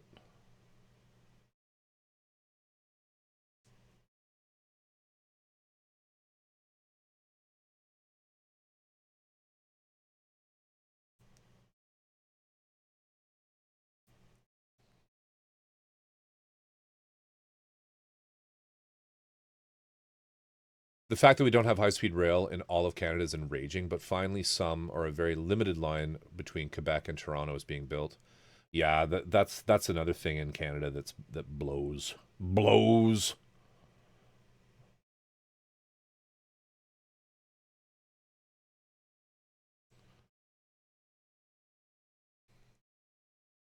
Our rail system is crap.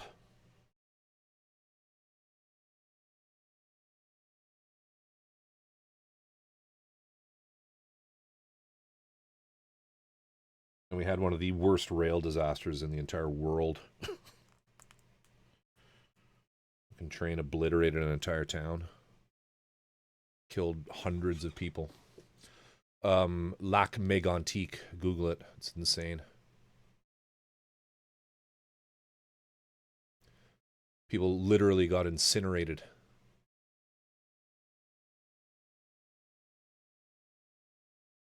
Oh yeah, I have. It's really good.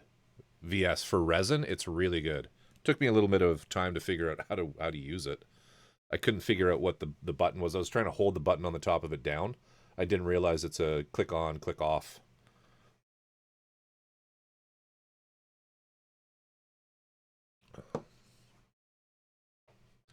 Um, didn't mention Jack. You didn't mention how the food was. Have you tried the cutter? Yes. Hopefully, it's an omen of food things to come, good things to come. Yes.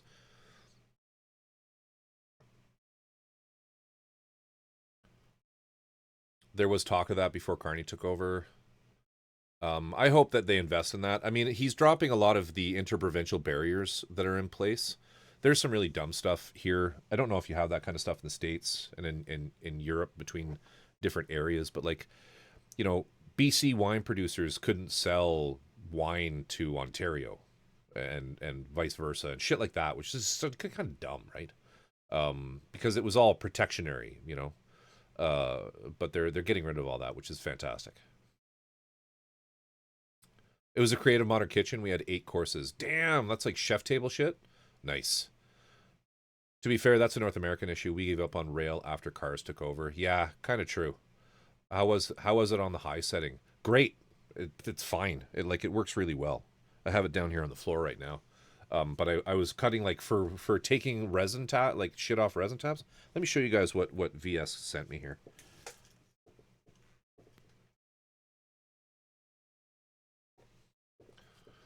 Give a little demo of it.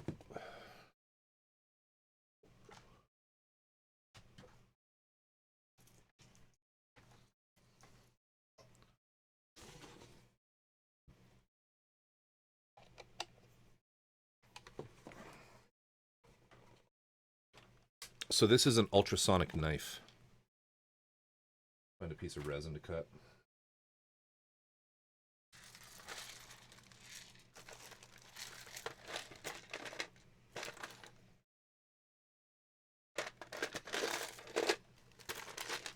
My problem is I've removed the gates from most of the stuff that I have here. Here's one.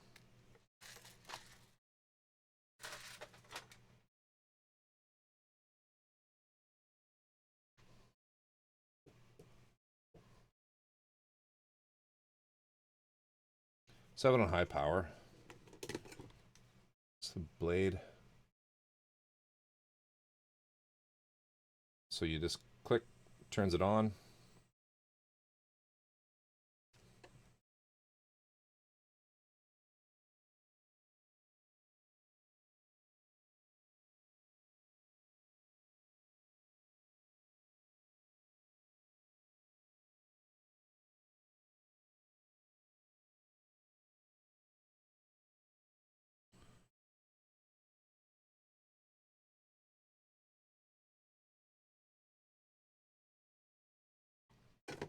See if we can find another one.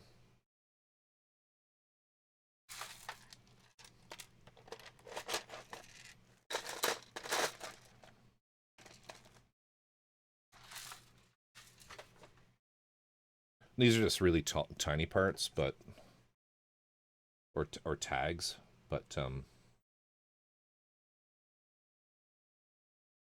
focus. There we go.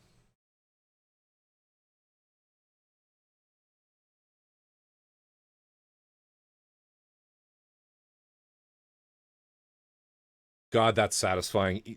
Oh, you should try to find one of these. Feel good. It's it's this one. It's what did you say? It's Honda, right?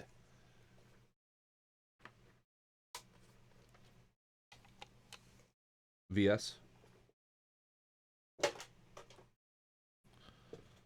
think it's made by Honda. Is that right? Yeah, it's Honda.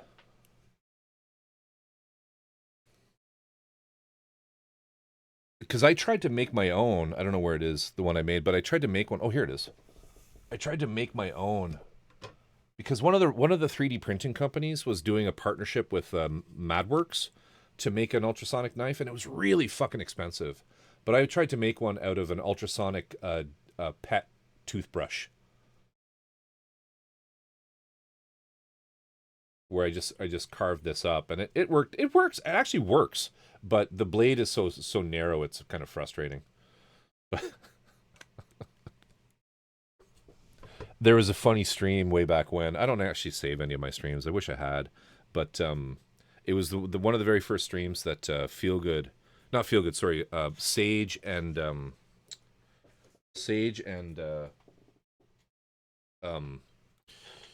Old Type sort of discovered me. I think they came in on a raid with someone, and they started making this list. I don't know. It was just one of those nights where I was doing a lot of like explanatory shit,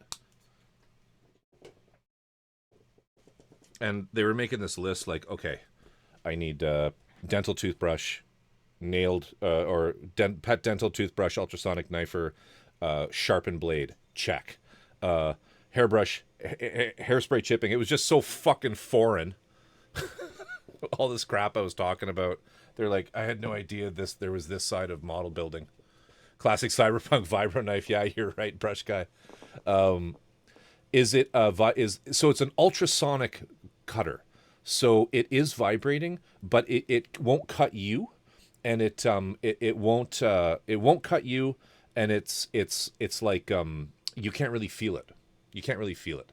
You can kind of hear it if you have decent hearing. If you still have your oh, it does definitely cut you. Okay, it'll cut you. It will cut you. It hasn't cut me. It'll definitely cut you. I actually VS had a second one, and he said, "Bro, do you want this?" And I'm like, "Take my money." والآن موعد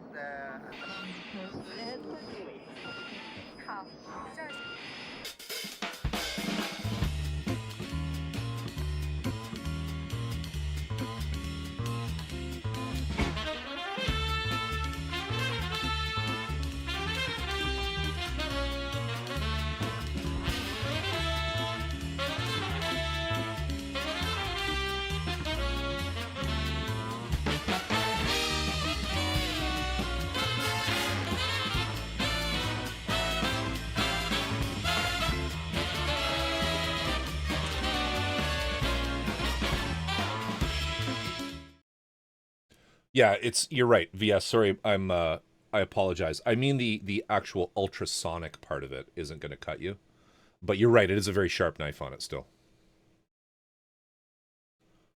I got my thumb pretty good cutting apart some bad prints, and it got stuck on a magnet and released. Oh, damn. They're great if you have a 3D printer. They're really good for removing supports, like really good for that. Which is why Elegoo and MadWorks were kind of doing it. They just that it was just an interesting and effectual collab between those two companies. Um,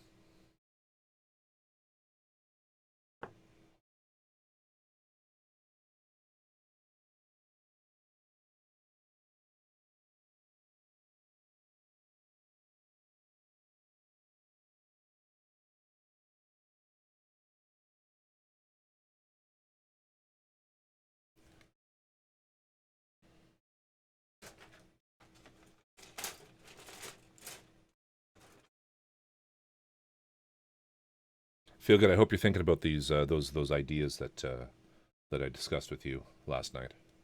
Hope you're brainstorming because I am. Um, the... Oh, what was I going to say? I had something on the tip of my tongue. Damn it. It has that really high, subtle whine. Yes, that's true. Oh, I was going to tell you guys a story of how my 3D printing accident. Because it's funny. It seems like dudes hurt themselves a lot in 3D printing. I know of a few friends who are in that sort of circle, that sphere, and have just like right fucked themselves. So, oh, I have, believe me, fantastic, man. Because, dude, you're leaving me hanging. I'm kidding. We got to just percolate this one. I think we're onto something. I've been thinking about it a lot. I've been talking to Old Type about it, and I know that you're down too. We're cooking, y'all. We're cooking, chat. We're planning shit. The question sorry. So my one of my very first, how you doing, Karan? Whatever. First time chat. I can't believe that, dude. That's awesome. Oh, I got shit down here. I missed one of these. Shiny. I'm sorry. Oni-chan. I'm sorry I missed that, dude. Thank you for the follow. I appreciate you. I appreciate you, Karan. Thank you. So I was printing stuff on one of my oldest 3D printers that I really did a lot of stuff on was a MakerBot X2 or 2X. I can never remember the order. And it was the dual extruder one. I had upgraded it to take a magnetic... this was before flexible build plates. All right, we're going back that far. Yeah, I have a ticket printer for my followers. It wasn't IDEX VS. This is before IDEX. This is going way back, dude. Like, this is the origins of 3D printing kind of era. It was a MakerBot. It was there. It's so a dual extruder on one head, one gantry head, okay? And so it was an ABS printer, but it had a heated build plate. I put a heated build plate in it. It didn't come with one. But I had this upgraded heated build plate with a piece of borosilicate glass. Feel good. You'll like this story too because of what your profession is. And so it had this really lovely piece of glass that... So before spring steel, we used glass. We used a sheet of borosilicate glass, okay? And usually there were magnets epoxied down on it and it would snap on and you would hold that in place. And one of the things that you would do is you take, like an Olfa cutter, the big click knife, big long knife, because that thing with ABS printing, you would make this stuff called ABS slurry. This was before you had fancy shit like this, right? That you just spray on and shit sticks to it. So what you do is you take acetone and you'd put some ABS filament in the acetone and let it dissolve. And then you'd use it's sprue glue, right? You'd wipe this down on your glass. You'd often use Captain tape as well. That would work too. You'd put Captain tape on the glass. You put your sprue glue on the Captain tape, and you'd print on that. So then when your print is done, you take it off, and if you used too much sprue glue, because ABS is it's kind of shitty to print with because it warps really quite badly and you get the corners peeling up. So you need to like lock that fucking thing down and in place really well, or the parts will pop off. It's a bitch to print ABS. It really is. If you're new to 3D printing, start with PLA and PETG. They're the way to go. ASA is another one that's like ABS. It's very similar, but it's good. ABS on glass, I feel like I know where this is going.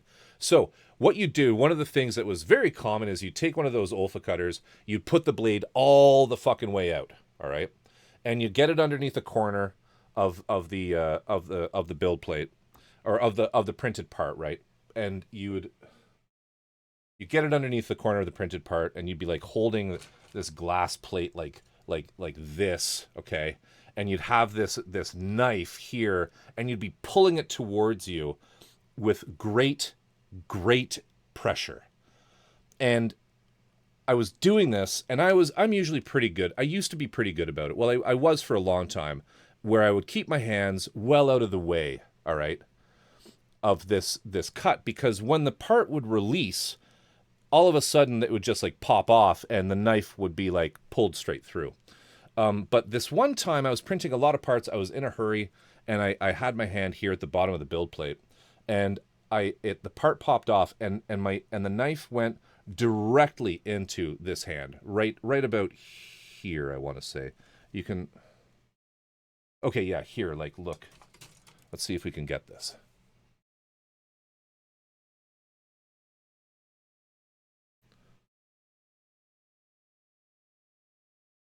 Focus, come on, focus. Okay, you see right here, dot, dot, dot, dot, dot, dot, dot, dot. Those are the stitch, those are the scars from the stitch. And you can see right here the line. Okay, right through there. So that's where the knife went. And yes, I'm pointing at it with the scalpel. So that's where the knife hit. And it went right into an artery. Went right into an artery. Feel good. What arteries are in there?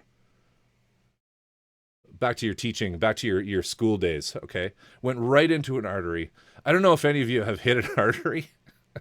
It wasn't like my jugular or my femoral where it was just like, but that motherfucker would not stop bleeding. And it was hilarious because I went into our the bathroom that I have here off of the workshop, and fucking like I'm like getting paper towel and like jamming it on there and trying to just fucking get this thing to slow down, and I'm like making a mess. I'm like spraying blood everywhere in this very white bathroom. And eventually I'm just like trying to like text my wife like, okay, I'm not home. I'm going to the hospital. Don't ask. and God, so I drove myself to the hospital. I had like a giant hand of just like paper towel roll all the way around it, thinking like, how much of this am I going to have to put on here? And how quickly can I drive to the hospital before I pass out? So I make it to the hospital, I get triage and I get in there. And even they were like, okay, we're just going to monitor you. I don't think we can, we're going to stitch it up. We're going to hope for the best.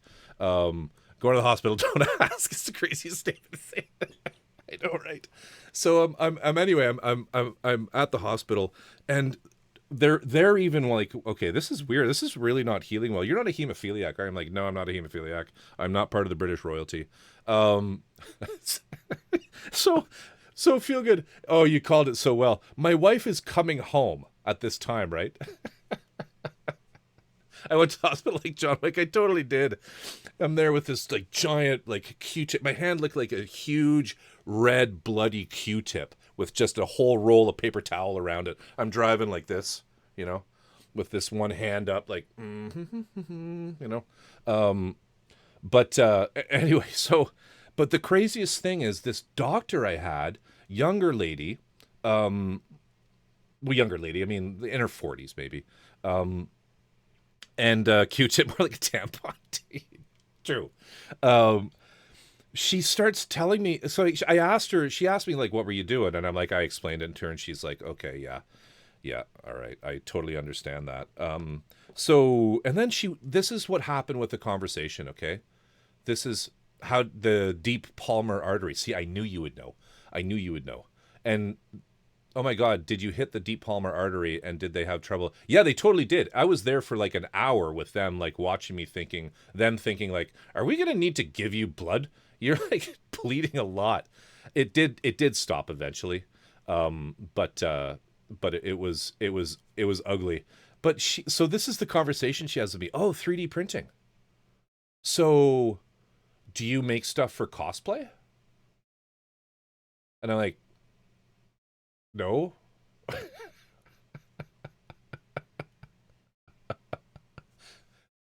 and she told me, so I'm a LARP player. I'm like, oh my fucking God. Part of me was like, that is so cool. And also, can you please get me another doctor? she's telling me about LARPing and, you know, explaining to me how they have injuries like this in LARPing all the time. It's just like, what is happening?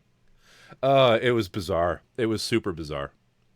But yeah, I you know, but also I need an adult now. I know exactly right. Exactly. She really was just watching me. She said, I'm gonna go get our senior resident to do the stitching on that because he's really good. And yeah, he was just like, so has anyone ever taught you about knife safety? I'm like, fuck off. Stitch the fucking wound. Anyway, that's my 3D printing. Oh, I built Gunpla on Twitch. Get me another doctor. Like me saying, oh, I built Gunpla on Twitch. Exactly. Oh my god.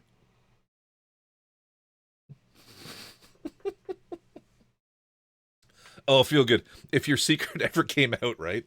If your secret ever came out, I want to know. I want to, Doc. Please tell us about the day someone does out you. Like someone comes in, because I think you're a like a GP, and you don't need to answer any of this. I'm not asking. I'm just I'm conjecturing. I'm conjecturing here. But you probably see people of the day, and you know, you come in, you do the whatever. But then like someone's gonna come in and be like, "You're feel good," and you got to tell us, man. You got to tell us. You got to tell us when that happens. You got to tell us. But here's the real scary part, folks, is maybe that's already happened, and Doc had to put them down. I'm so sorry. Gonna have to inject you with this. My secret must stay with me. Shit. Doc, I'm sorry, man. I love you, brother. What's he called? He's one of those white angels. Yeah, we're gonna have to put you down. You must be thinking of someone else. Excuse me. Could you tell me what kind of meat this is? What kind? Well, what do you mean? It's just meat. Oh.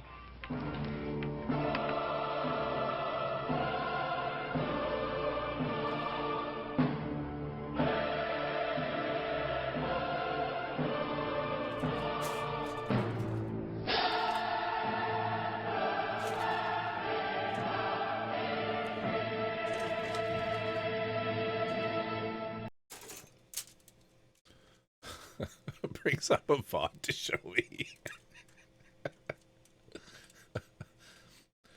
Oh my god, that's so funny. Doc, it'll happen. You know it'll happen one day. You must have like played through this scenario already at some point. Like, what's the plan?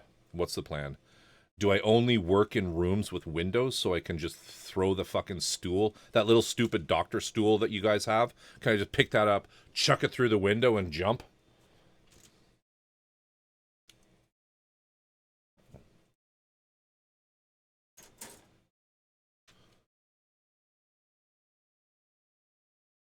I'm an actual subscriber. Gifted by Corvus, of course. Deny. Oh, no. I'm sorry, but, I think you must, have mistaken me with someone else. No, you're Doc. I can see you've got your lightning nippers are in your pocket of your white coat there. Stitches with God hands. Yes. Oh no, I'm so sorry. Did I say I'm sorry? Did I tell you you have the flu? No. You have the suffocated. Proceeds to hold pillow on face.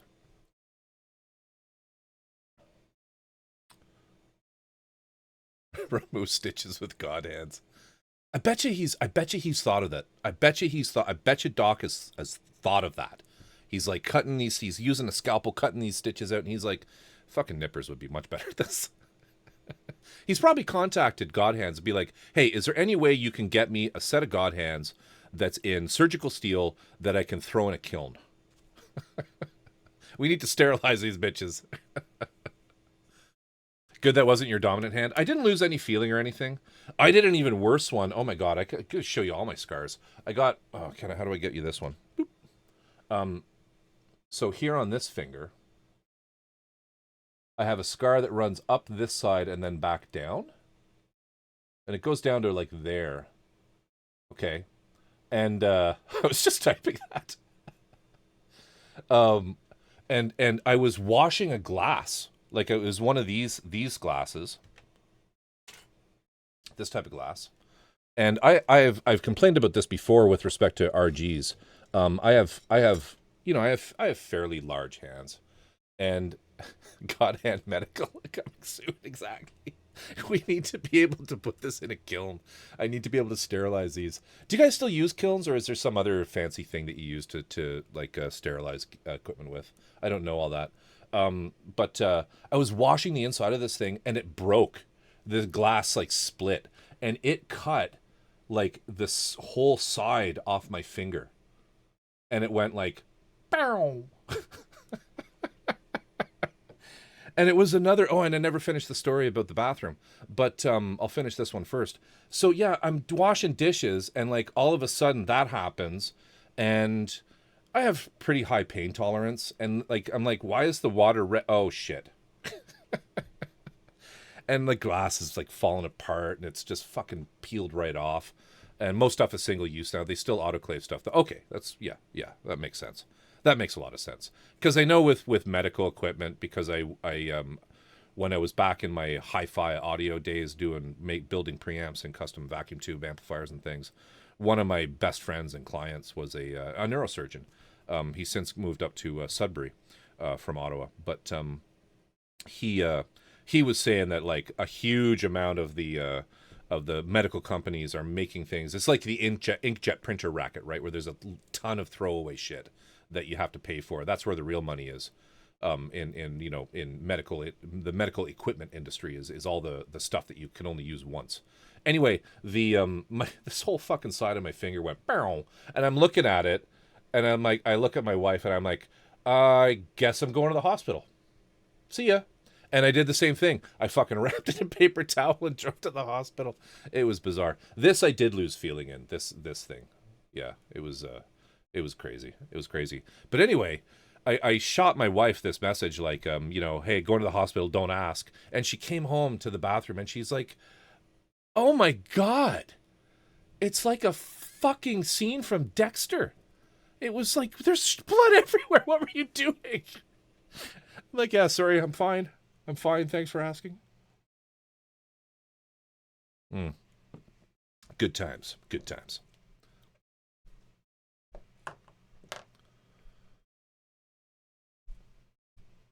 I cut a similar spot on my hand and lost feeling, and I've never been more terrified. Yeah, I mean, I don't care too much about the fact that I've lost like this. I can't really feel this. I can feel pressure, but it's not the same. This one wasn't. This one just bled a lot. I haven't really been affected by it. They all still work. See.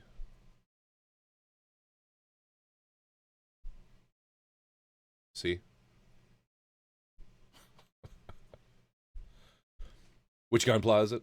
Working on the Vidar tonight. It was my whole dominant hand you lost feeling in? Damn. Fucking epic. There's blood everywhere. And that bathroom's like all white. It's just like, oh my God. Sorry about that. Because, I mean, I don't know if you've ever hit an artery, but it just keeps coming, right? So I'm trying to get the paper towel and like get shit and get stuff out of the cupboard. And it just kept going. Good times. Okay, gotta sleep. No worries. Feel good. Thank you for dropping by for so long.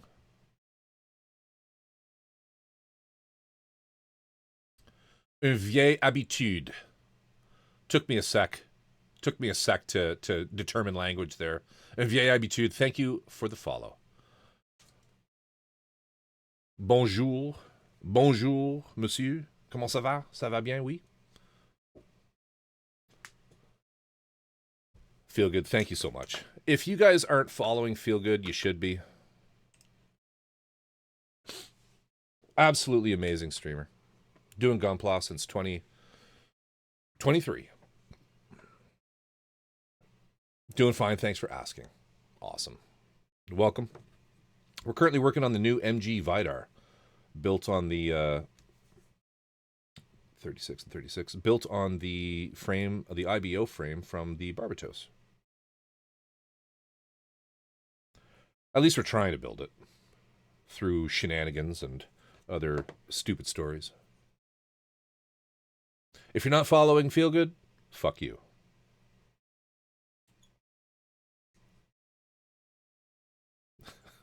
Old Type is funny about that. He's like, I don't know about that whole thing, the whole fuck you thing. He's so... Fucking Old Type is such a good dude. He's so fucking humble.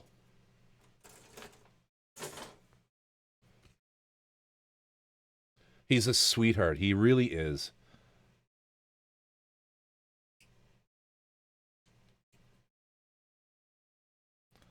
Which is crazy because, like, I mean, he's not here. He's on vacation.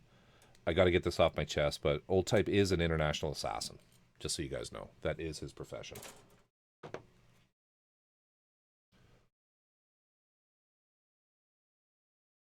Fun fact. We need more earnestness in the world. It's true. It really is. It really is true. Fox Taco. How you doing, buddy? All right, here you go. Now, the opinions expressed in the following fortunes are those of the fortune maker, not those of the streamer.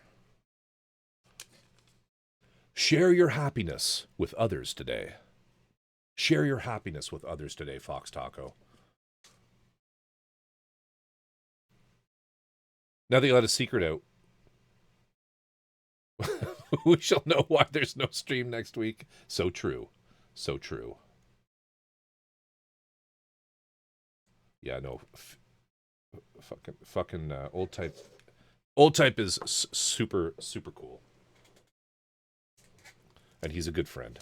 Demonstrate refinement in everything you do, Stevie. Demonstrate refinement in everything you do. I feel like that's particularly fitting for you, sir.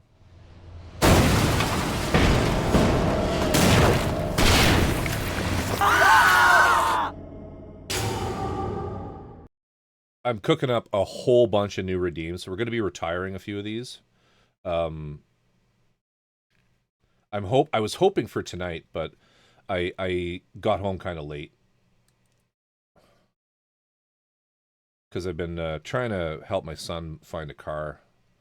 My son bought a car, his first car, and like what most boys do, wrecked it. He's okay. But now he needs he needs another one. That scared me. I'm so sorry. Not sorry at all. Not sorry at all. He just speed tested it. That's right, Corinne. And get this. This is the most ridiculous part, okay? This is the most ridiculous part. And like, as a parent, you know, we're like, it was a single car accident. Like, he fucked up, right? We don't know what happened, but it lasted a month, Fox Taco. And I mean, he went off the road on a corner, like in the fucking backwoods of, you know, bumfuck BC. And if he had just landed in a ditch, it probably would have been fine. But he managed to end up on top of a pile of like rocks that someone had put in the ditch to support their driveway. And it just like tore both his front axles off. So the car was written off. It was an RX-8. It was an RX-8. You know, manual transmission RX-8. And so I, through all of my special skills with respect to like the work that I do, my job, into the purchase of this car, and just absolutely like haggled that fucker down. Yeah, it was an RX-8. Take another one off out of the gene pool. Anyway, we got that car for like not a lot of money for what they normally go for. Anyway, the fucking insurance, all right, gave him more money than he paid.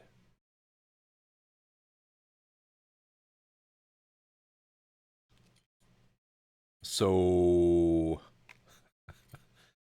from a parenting point of view, it was like, wow, thanks insurance. Kind of making it hard for me to teach a lesson here.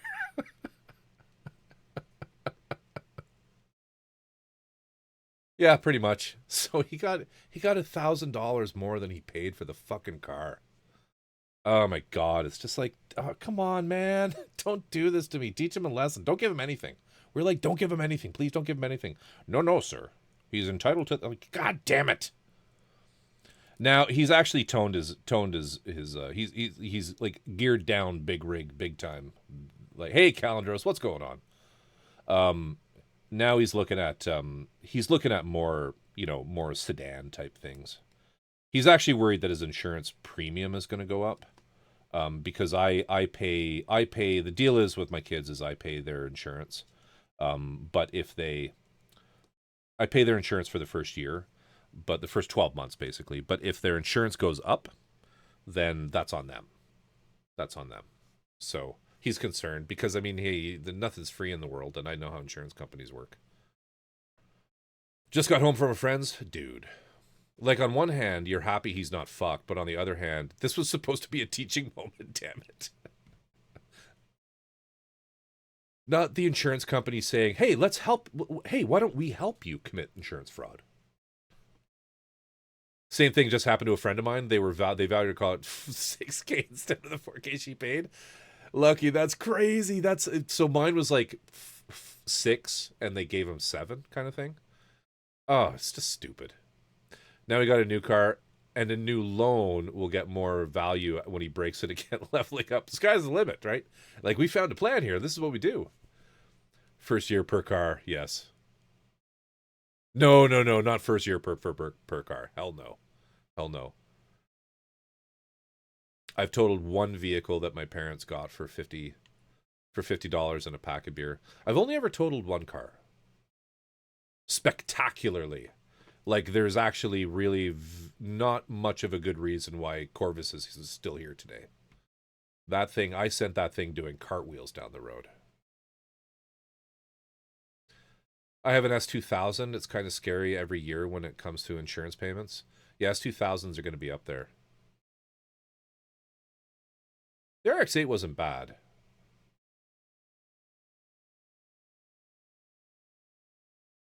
It's why I only look at cars about 8 or 10 years old. Yeah.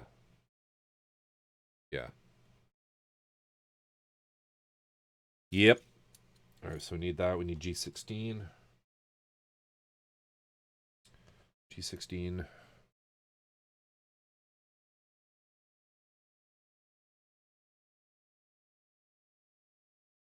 that right? That doesn't seem right. No, that's right. Huh.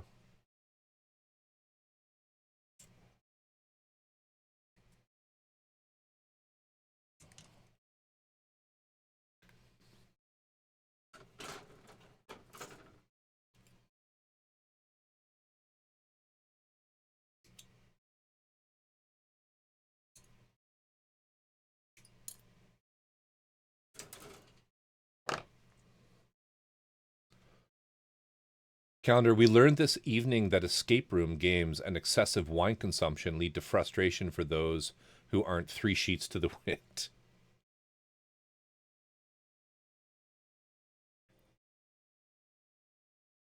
I actually threatened to sue an escape room for not giving us a win. This is a funny story. So I did an escape room with an office party type thing. It was a Christmas thing, and it was timed. Obviously, they all are, and one of the puzzles involved a chalkboard with like a grid on it, and they had used red and green chalk to denote various things on it. I don't remember the exact details. And in our group of friends, like, I was being leaned on pretty heavily to like carry the team, so to speak. And I was looking at this thing for a long time trying to figure it out. And it was one of these, it was a weird kind of escape room where there was somebody actually, like, there was like a referee in the room with us, which was sort of foreign to me. Like, most of them are, like, they just kind of shut you in there and you figure it out yourself. But there was this dude in there who you could kind of, like, you had like you could ask him for 3 tips and things like that. And I kept asking about this thing, and it was bizarre. Like, just, anyway, one thing led to another. And after a good fucking 10 minutes of me and the people who I was with looking at this thing, you know, and they're like looking at it, they're not really saying much. And I'm like, well, I don't see how this, and, you know, they're like, well, I can't really help you with this. I don't understand it at all. I'm like, and he's trying to give me a couple hints, and I don't know. But then he eventually says, well, okay, the red dots. And I'm like, what do you mean the red dots?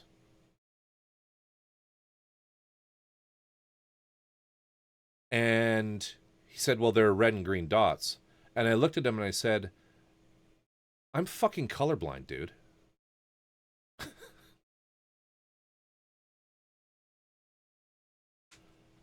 And anyway, so he kind of like explained, and then the other people on my team, you know, said, oh, okay, well, this one's green, this one's red. And I'm like, okay, here's the solution. So we figured it out and we moved on. But then we got to the very end, and we didn't get it by like 30 seconds. And he's like, sorry guys, can't give you the win. We can't give you the win. And I said, if you don't give me the win, I'm coming after you for, you know, for you know, handicap discrimination or whatever it is, non-accessibility. Anyway, and I was kind of like, I had been drinking a bit too, and I wasn't serious, right? I don't care. It's a fucking, you know, it's a fucking room, like escape room, right? But man, I was told afterwards that you know, I put the fear of God in him. And he's like, okay, let me go and talk to some people, and I'll come right back. And he came back. He was like, we're so sorry. We're going to change that puzzle. And if we could phone you to consult on like what we should be doing for people with color blindness, that would be super helpful to us. It's like they backpedaled so fucking fast. And I'm like, all right, there we go, guys. I got the win. Drinks are on you. It was hilarious. Definitely the worst possible choice of colors, because like red chalk and green chalk, they're not like Doc is colorblind, and he's explained how colorblindness works for red green. Like, you've got red here and green here, and when you transition between the two, right, it's the middle area of the two colors that's difficult for us to tell the difference between. I can see red, like, you know, this is red, these are a blue, right? Blue, I could tell that this is blue, this is black, right? This is red, not a problem. But it's when you get into that that sort of weird zone of like lighter shades. VSS, take care, my friend. Take care, my friend. That's when things get a little sketch, right? And that's of course what chalk looks like. Red looks orange to me, yeah. Well, don't judge. This actually does look a bit orange. But it's my camera system. It's gamut related. You can never really believe colors on stream or on phones, on cameras, on monitors, because of something called color gamut. Look into it; it's cool. Then again, your face has intimidation mode as a feature of your facial structure. Does it really? Hello. I can get pretty spicy. That's why I'm successful at what I do. I work with another person who's here sometimes, Tear 23. She's my business partner. And She is definitely good cop. She's definitely good cop.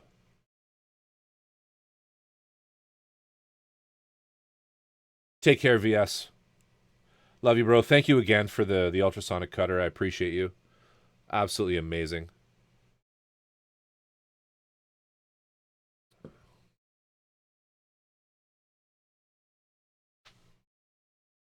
Yeah, it's like that commercial where George Takei says, "Oh yeah, this yellow starfish. Oh wait, for you it would be a yellowish starfish." Yes, exactly.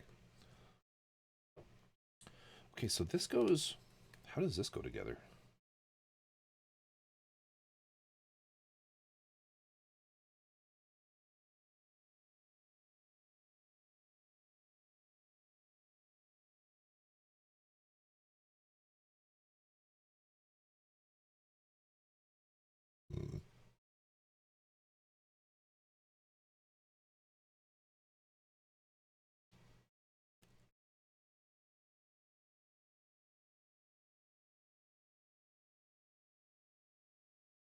Is there?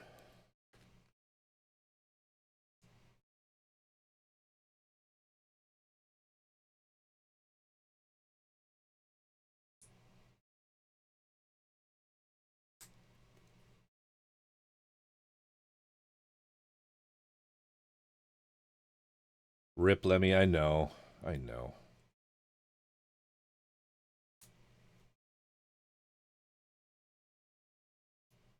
You guys like the tune still? Do we need to change it up? I'd rather not. I'm into this kind of shit.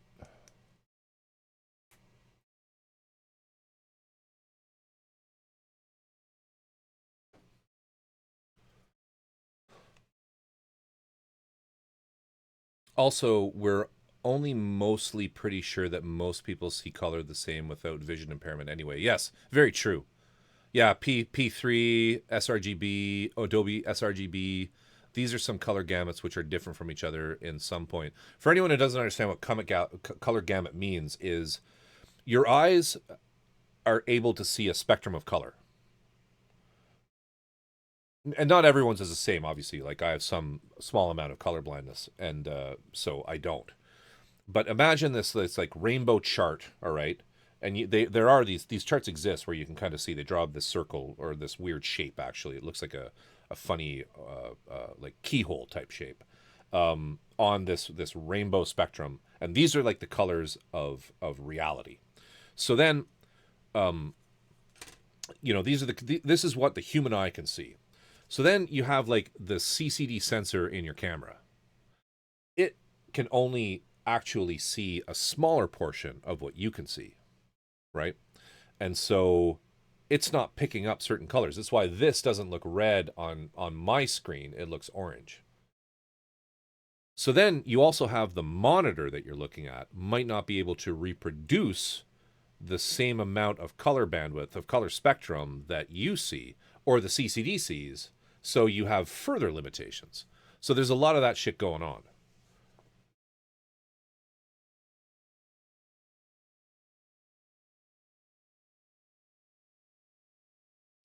Sometimes if you're taking pictures of something like a flower on your phone, you'll put the phone up in front of this flower and it'll be a color on the screen. And then you'll look over beside the camera and it'll be a completely different shade, right? And that's what's happening. I rearranged my desk so that I have more room to work on things and move my keyboard back.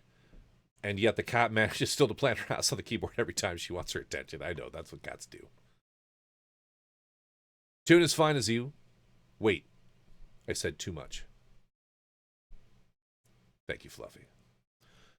Gamuts cover some area of the whole color gamuts, and further, you see in every gamut, in every different gamut. But Quran, there's the full actual like electromagnetic spectrum, and your eyes also have a gamut, right? So, but yeah, I get what you're saying. But these days, 99% of sRGB, yeah, it totally is. It totally is. I do everything in sRGB. Because I mean, Adobe is technically bigger, but like you get into that whole,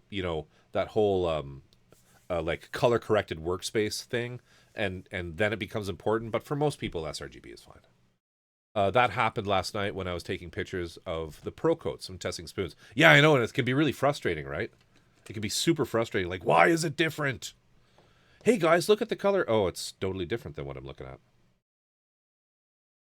Well, now you know why. So we know G1, 12, 12, and 14.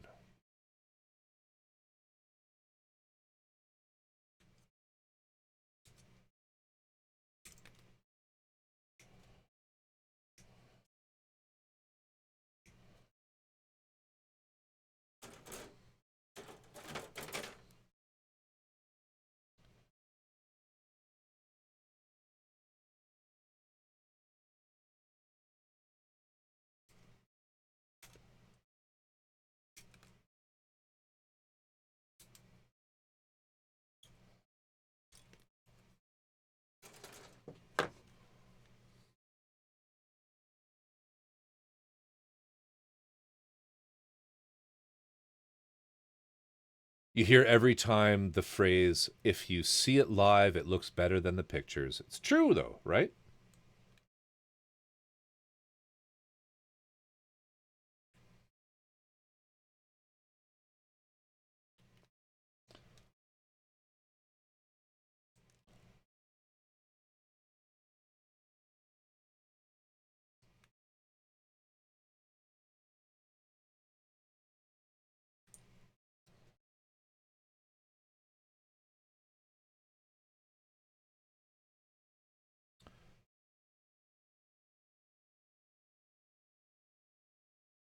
Do you think we'll ever develop a method to see more of the color spectrum? Or do you think our brain might just not have the capacity for it, even with better eyes? Good question. I think our brain would adapt.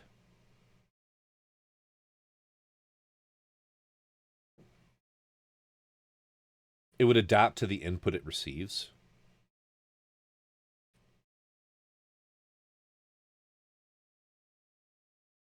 I mean, remember, we literally are a neural net, right? Smell-o-vision. That's the next step.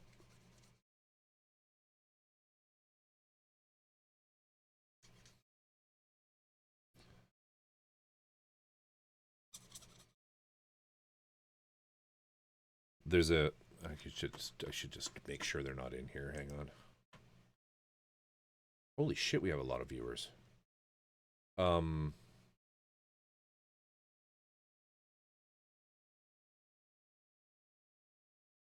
There's a dude on my Discord who claims to be able to see ultraviolet. I don't know though. I don't know.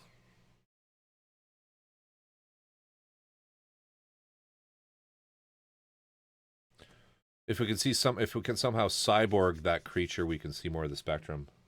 I don't know though. Like, I mean, maybe there's someone out there who knows the answer to this, but is there, humans can't see ultraviolet without any tech. I know, it's just kind of like eh. I mean, I believe him that he might have something like synth what is it called, synthesia, where you sort of can see music. You get a weird like crosstalk between your hearing and your vision system, but like that's actually a thing. But I don't know, ultraviolet. Like I just don't. I just sorry. We have rods and cones, and they can't do that, dude. You meet all sorts on the internet. Let me tells you.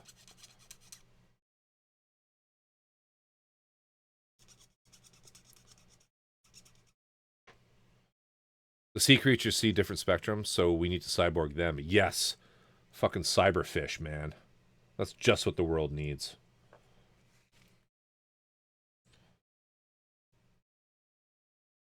Giant mechanoid crabs. That's what we need, right?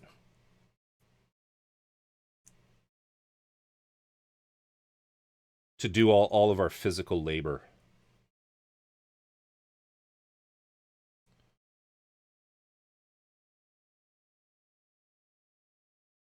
How How does this go on?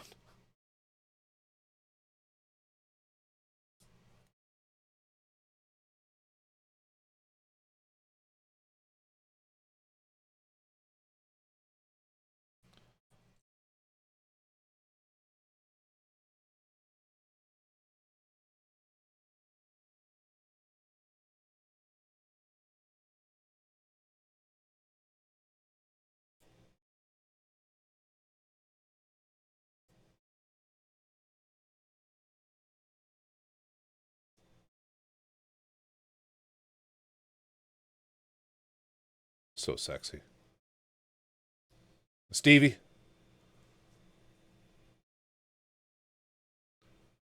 Going to a steam round? Oh, shit, dude. Have a good time there.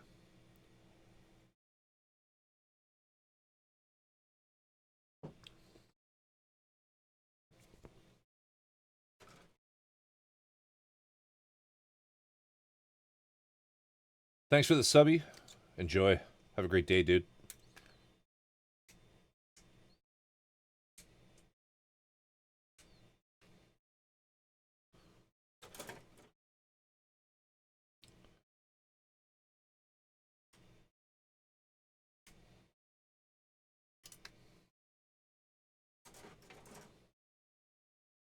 Later, y'all.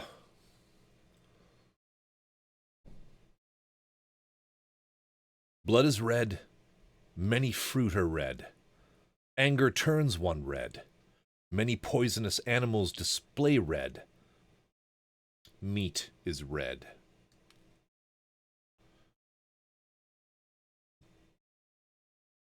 We're pretty much there. We just have that little issue of EOS. You'll have to educate me what you mean by EOS.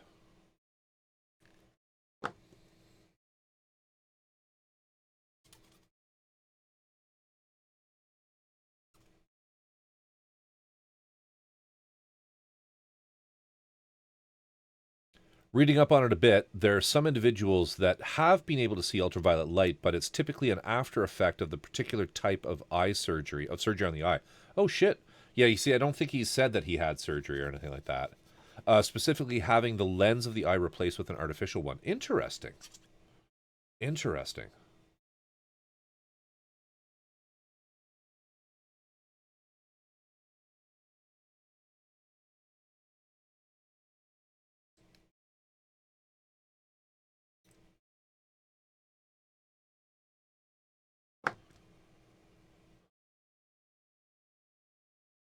Calendros, I need to hit you up on Steam. Play some Forever Winter. Are we Steam friends?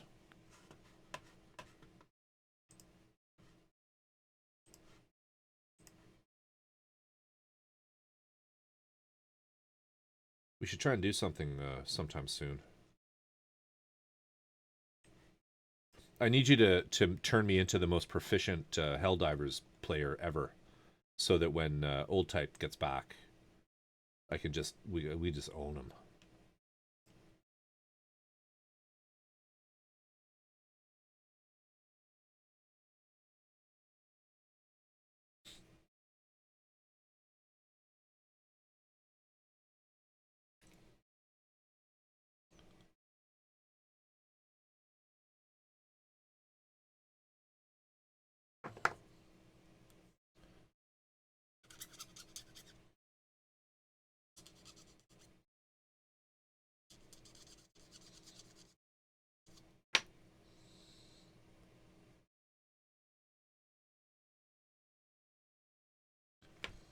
Why are there only 4 there? I cut out 3 there. I cut out 4. Didn't I? No, I didn't.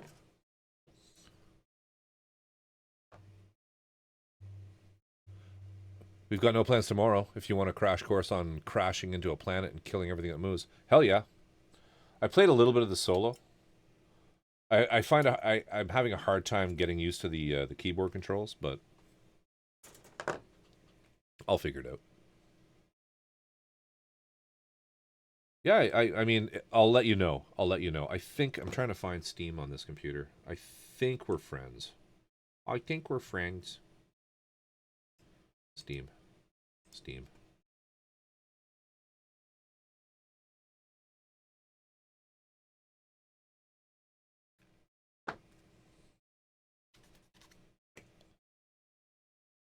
I've done a little hell diving myself. Here we go.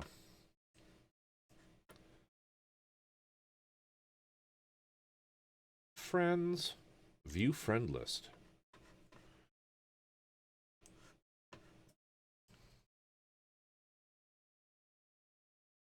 Yeah, there you are. Cool. All right.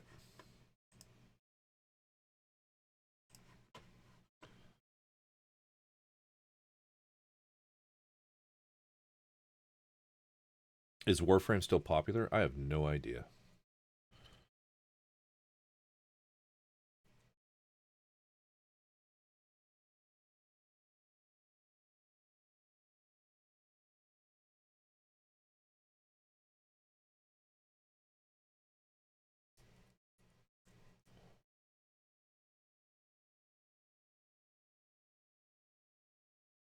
Oh, end of service. Okay.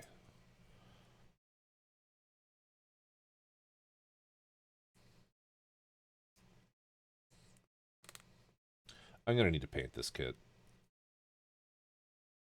I love this blue-black combo, but I'm not a huge fan of this blue. This is usually when someone in chat's like, Corvus, that's not blue. It's gray. It's green.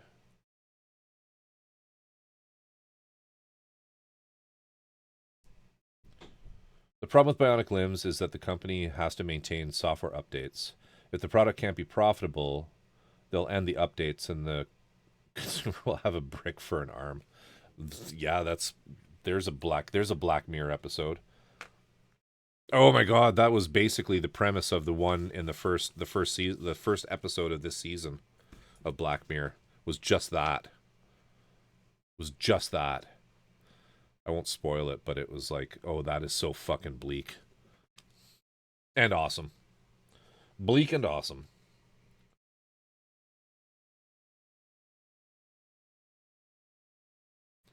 Okay, right arm armor. I'm not going to do the hands yet. G111.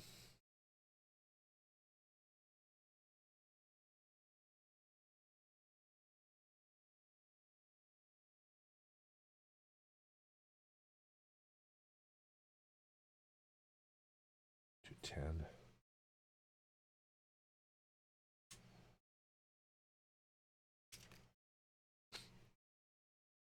G118.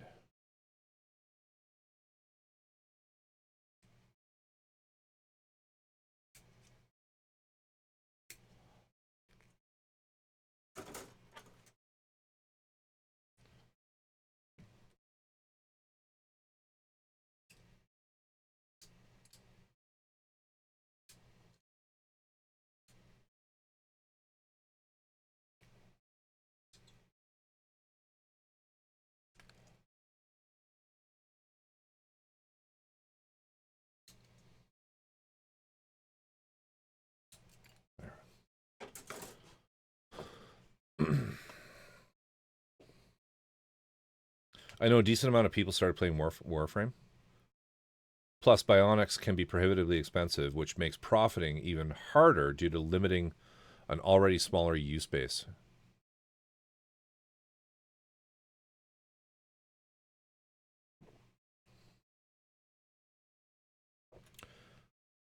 Do I also do 2D art? I can. I don't ever stream that. But yeah, I mean, I went to art school.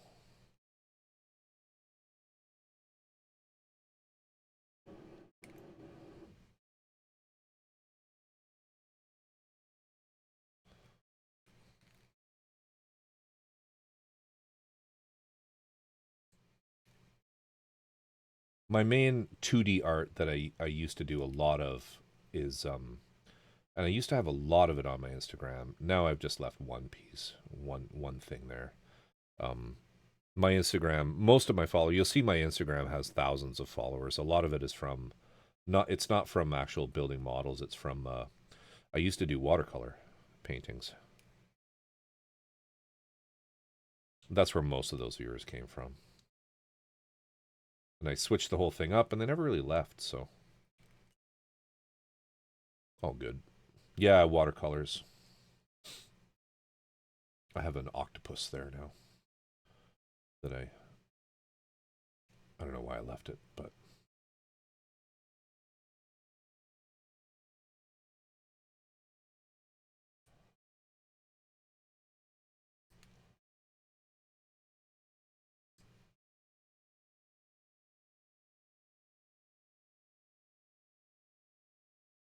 how about you, Karan? Do you draw too?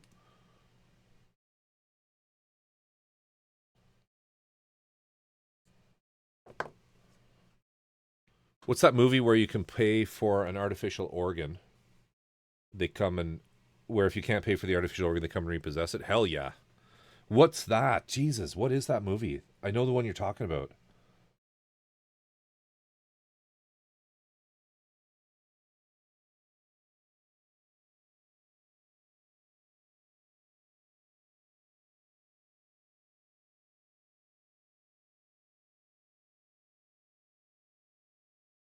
Goes on there.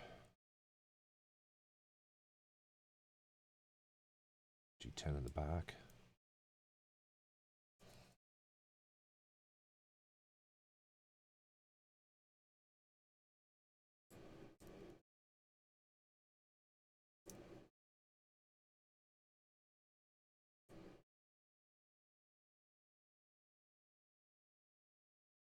Ironhide, how you doing?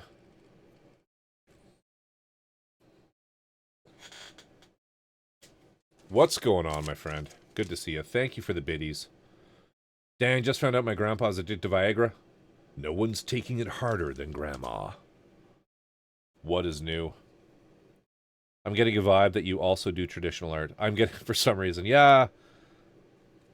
I have a varied background.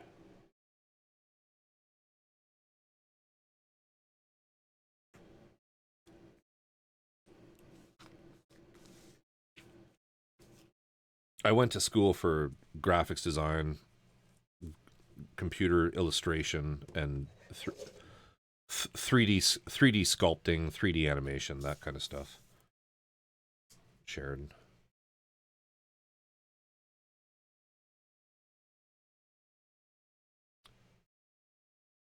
ZBrush, big fan of ZBrush.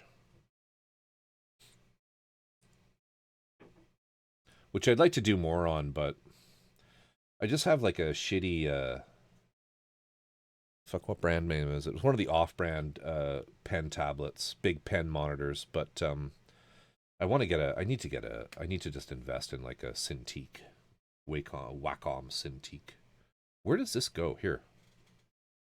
Oh, I haven't done the hands. Do I need to do the hands? I do. I can't put those on yet. I should build the hands. It's asking me for the hands, and I haven't done eye. So let's back it up here and do the hands. How many times can Corvus say hands? Hands, hands, hands, hands, hands, hands. Dang, I just got the most viewed clip, huh? What? Wacom is crazy expensive, but they're so good. I have an XP pen. That's it. Thank you. They're so good, though. They're so good. They're so good.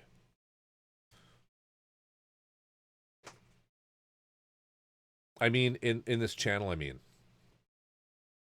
Oh, yeah, your clip is really... Sorry, that clip. Yes, you're talking about the clip.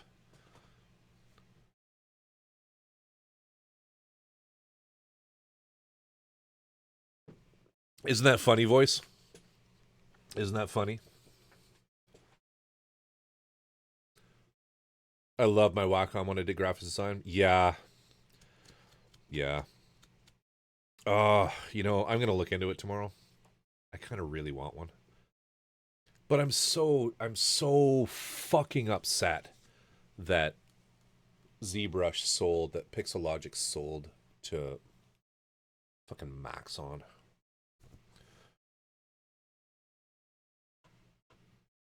B Josh, dude, thank you for dropping in for so long. Appreciate you, I really do. You're awesome, my friend. Have a good one. Have a good one. Take care of yourself. Wow.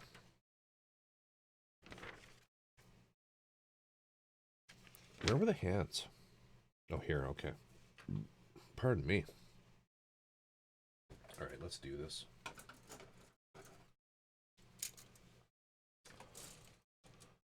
My girlfriend is trying to sell a Huon tablet, but we have to track down the damn pen first. I had a Huon and it died on me. I had a Huon tablet that I for a while, but it just won't connect. The pen won't connect to it anymore. It's stupid. But yeah, I have an XP pen, like 1080p monitor with the pen. One of the what's it called? What's it called?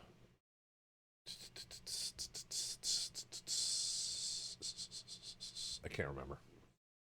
But it's the monitor. It's not a tablet. It's the monitor that you draw on, because with ZBrush, it just makes life so much better. So much better. Was a movie called Repo Man. I think you might be right. I'm trying to find these hand pieces. It's A. This is the A right here. Here we go. Here we go.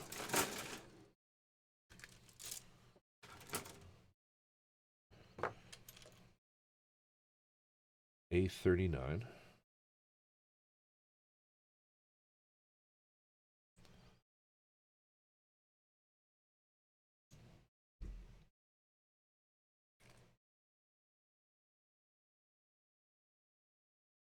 Robin, what's up?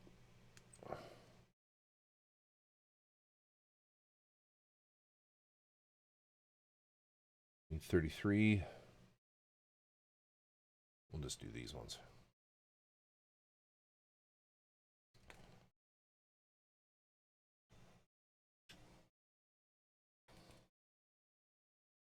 $54.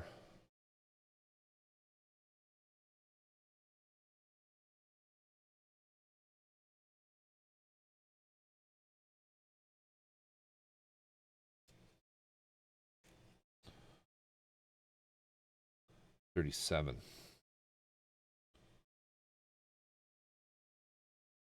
What? Oh, really? I guess so.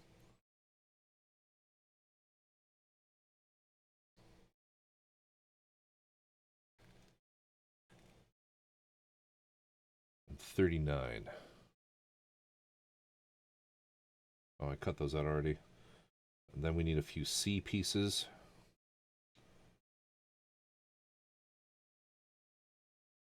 Oh, actually, 37 is an optional. Okay. Okay, cool. So now C. Fuck, what's a C runner? I can't remember which one that is.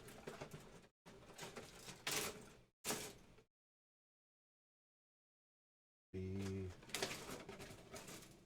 These little guys. C8 and C9.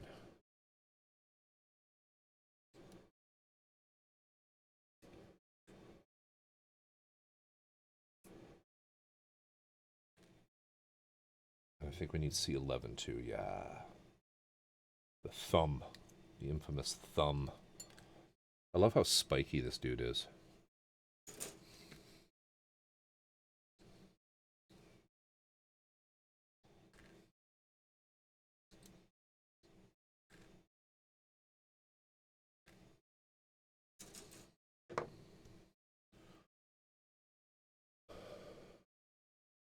That creeped the crap out of me. I know. Yes. Another victim. Oh, dude. I'm sorry, not sorry.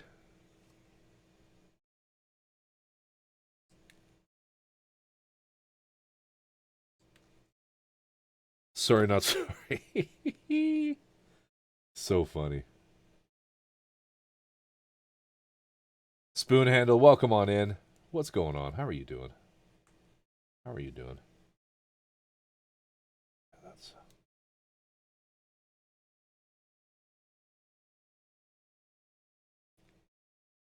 I appreciate being scared.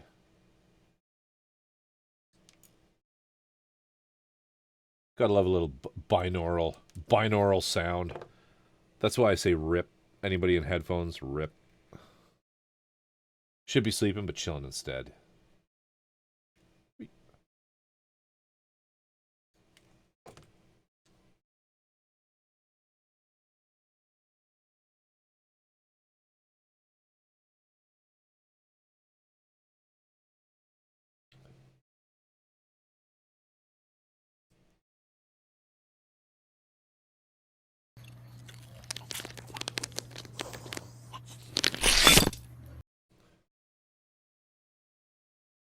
All my creepy redeems.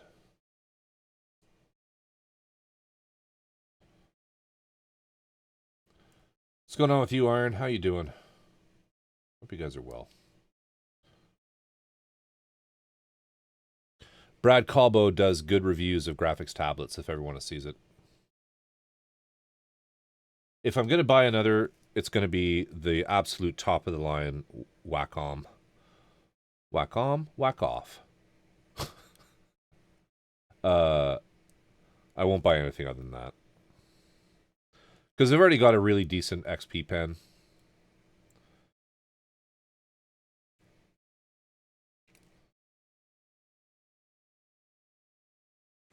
But then, you know, there's a side of me that's like, I really don't have the time right now to use ZBrush to the extent that I want to. Ironhide, you'll have a long and wealthy life. Hope that's true. Spoon Handle. Oni-chan. Oni-chan. That's actually pretty normal. Oops. Lost it already. Where'd it go?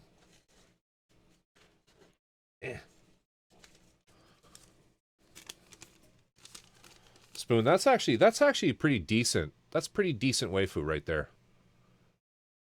Whoa. Fortune is kind to me today. You know, fucking Ironhide got one that was like, you suck. I can't remember. I was once interested and still interested in Remarkable. Good dude. I'm glad you're doing well.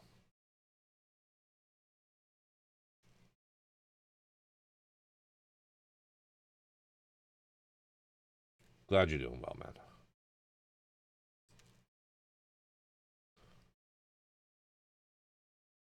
Cause and effect. That's right, baby.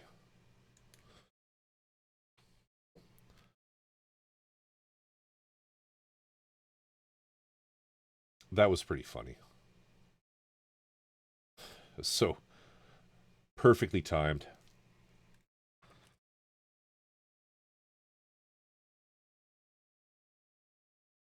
What time is it? Almost 2. Okay, yeah, we go for a little while longer.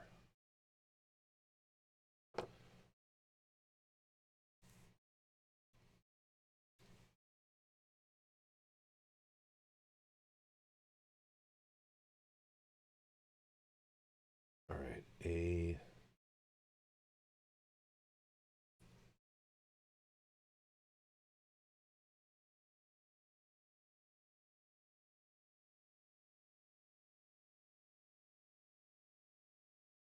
Did I just go in there?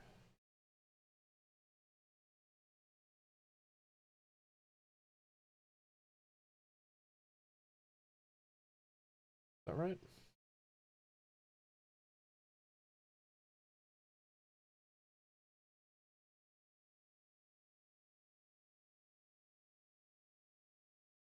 I think so.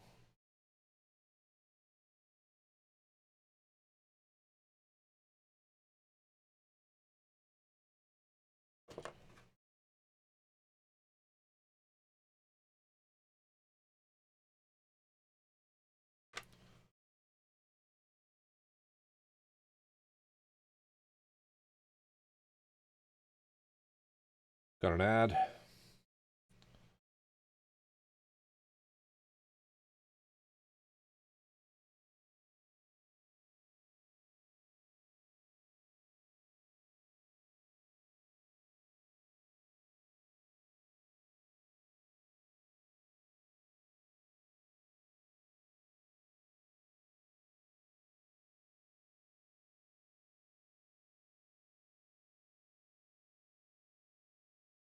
Then that goes. Wait, what? Wait, what? Wait, what?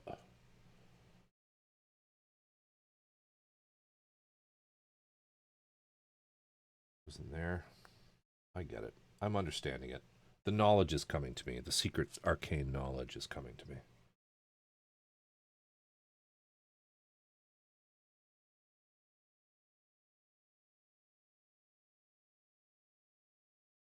Anyone else have the Vidar?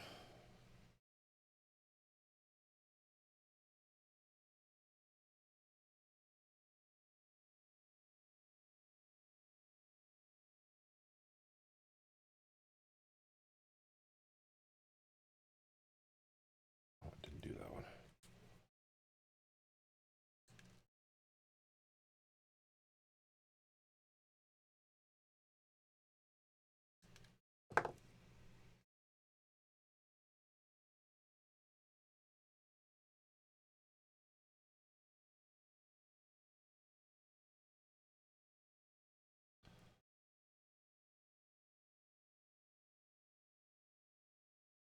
Cool.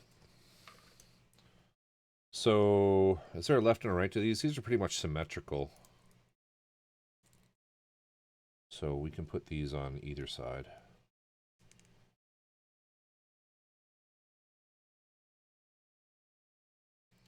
Let's put these over here.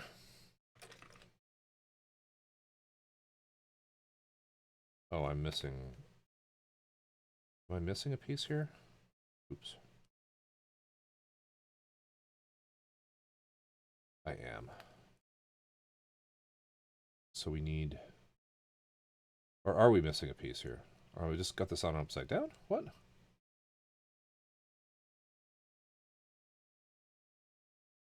Let's have it upside down. Duh. Sweet home. Right on. Awesome.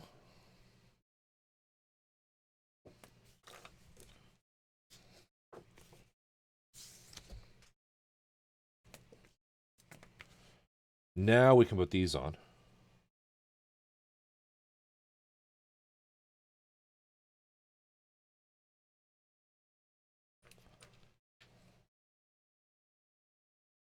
Which was the goal here.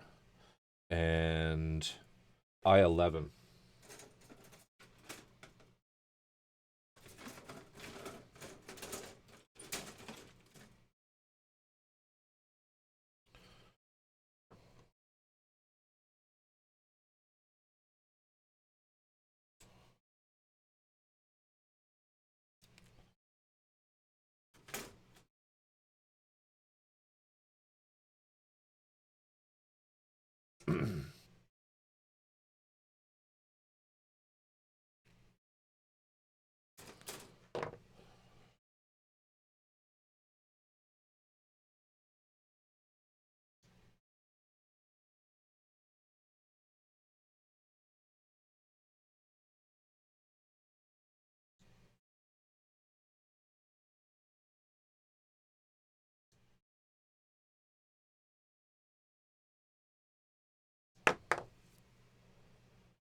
This goes here.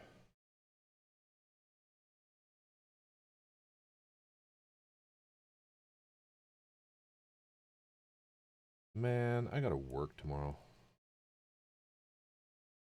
I got a fucking full day tomorrow. God damn. God damn.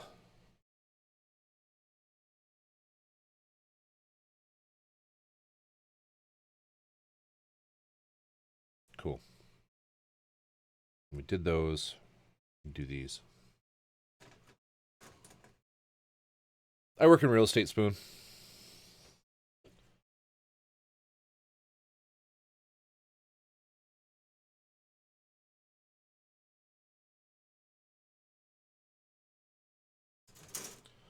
I work in real estate.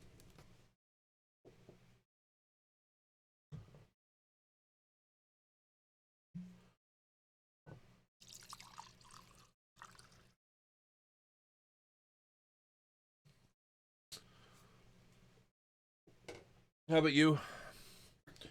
Sometimes when I see shoulders or legs, I tend to cut out the parts and build. The thing is, I get confused blindly building wrong way around. And shoulders become legs, and legs become shoulders. And everything looks like a freak.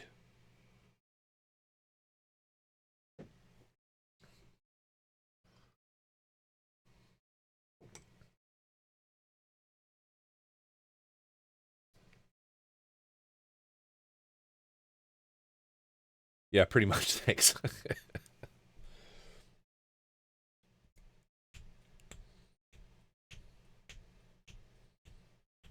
So we need I-10.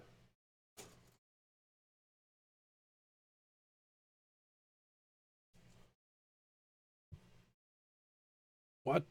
I-12 and I-10. Oh, this is H.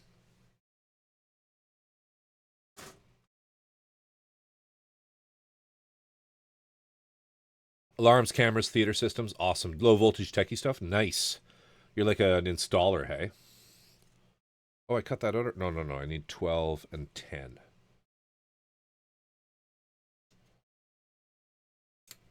That's a good little gig.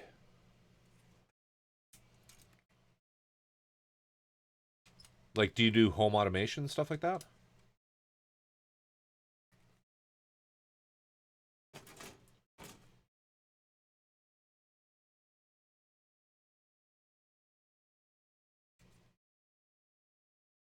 You can do well in that. Like, I'm basically a realtor up here in BC, Victoria, British Columbia.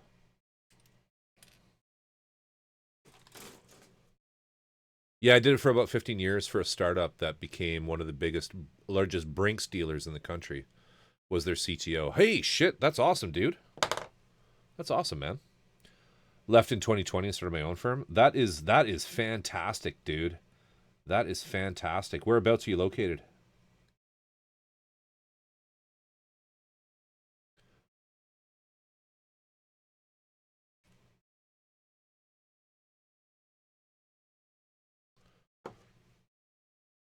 Random question. Hey, Curry and Rice, how are you doing tonight? Besides the weapons and one being ground type and the other one is meant for space, is there a difference between the two MG Dom kits? You have asked the wrong person. I have no idea. I haven't the faintest idea. Remember, I'm merely Gunpla adjacent. Is there someone else here in chat who can answer that question?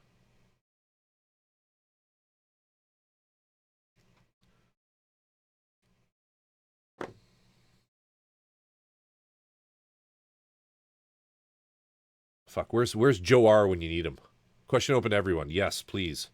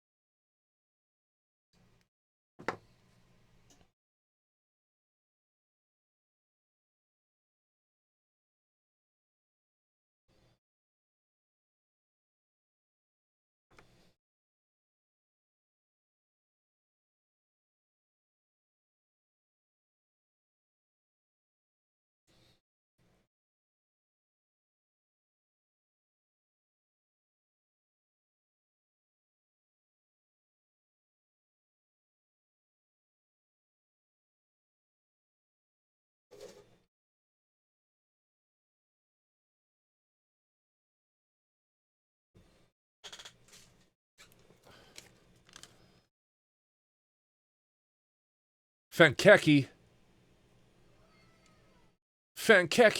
welcome Raiders. How you doing? Good to see you. What's going on? What is going on? How is everybody doing? Come on in. Welcome Raiders. Welcome Raiders.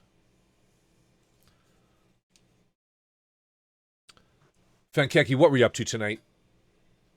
Thank you for dropping by. My name's Corvus Oculum. I build Gunpla. I build resin kits. I build scale models. I build sci-fi. I do weathering. I do painting. I do all of those things. I hope you had a great stream. What are you up to? What was going down your side of things on Twitch? Building an RG Freedom Gundam. Hell yeah. Hell yeah. Thank you so much for the follow. I appreciate you. Fankeki. Y'all in here, if you aren't following, get on it. Get on it. How's the build going? I'm not a huge fan of RGs just because I've got the big hands, yes. But how's it going? More builders must follow. Wasteland 2, thank you for the follow. I appreciate each and every one of you.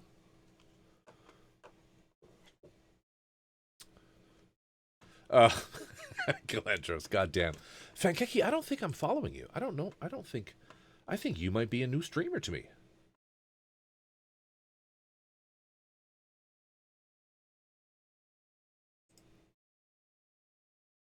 There you go. Hell yeah. More streams for the stream gods. I'm pretty new to the hobby, but I'm having a lot of fun. That's fantastic. So glad you've arrived.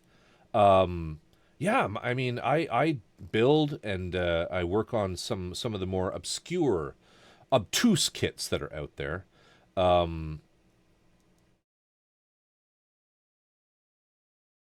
But yeah, I'm open to questions. I'm open to any kind of if you want to learn. Those are the things I do. I do have a website. It'll be there in chat somewhere. You're welcome to have a look in there, see the kind of things that I've done. But that's fantastic. But listen, I do know that often raiders, they're shutting things down and raiding because they got other shit to do. If you need to get some food, get some drink, get some sleep, I appreciate you. Thank you so much for dropping by. But you're also welcome to hang around. And thank you so much for bringing your community to me. I'll take good care of them. How are you finding the build? Is it pretty excited about the Vidar? I'm glad to see you build one. Yeah, it's really good. This is based on the Vidar is based on the Iron-Blooded Orphans frame, the MG frame from originally used in the Barbatos, and it's so good. If you're a fan of pistons, it's got tons of them, and it's just genuinely a decent. It's a really good design. It's a really good design. And I highly recommend it. It's got good color separation. I'll probably paint mine, but yeah, it's definitely one worth checking out. I don't know if you've done an MG yet. This would be a great one to start on. So would the Barbatos Rex though as well. Things Corvus does not do: keep his nibs, check inside his airbrush, cleaning pot. That is correct. The forbidden pots, the forbidden airbrush pots. I don't know the specifics of the MG Dom kits, but I know a place you can find them. DeLong, yes. The Rick Dom. So the Rick Dom type is an enlarged back repulsion rockets for maneuvering in space. So the question was asked, fan. The question that was asked was, besides the weapons and the one being a ground type and the other one meant for space, is there a difference between the two MG Dom kits? This is the Rick Dom. So, Fluffy, slightly enlarged rear skirt for stability in space, large beam weapon, potentially more suitable for long-range space combat. I mean, I could have added finished projects to that list. You absolutely could have. My goal is to get every single thing in my backlog started, but not actually done this year.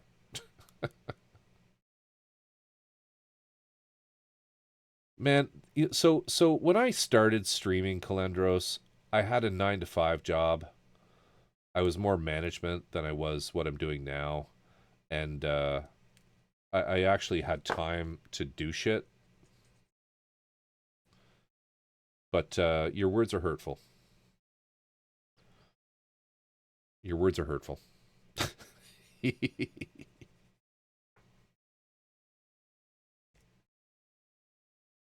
I haven't built an MG yet, but I've managed to get this kit. It's reassuring to hear you say that. Yeah, you'll have fun. You'll have fun.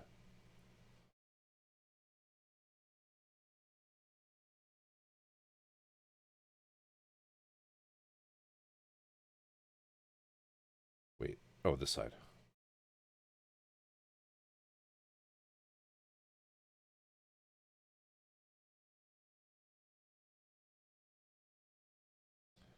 I feel like this isn't quite right. Maybe it is.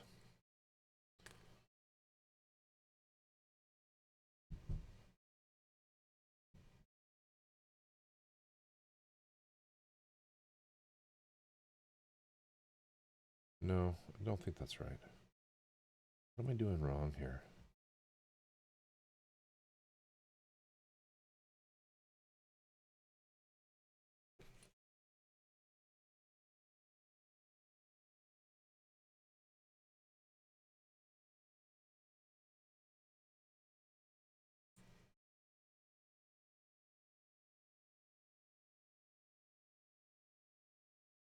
So, oh, no, no, no. It goes on this side.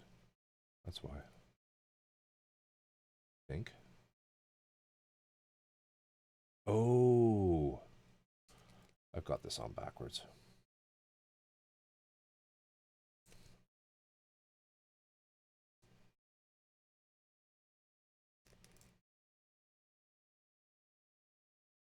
There we go.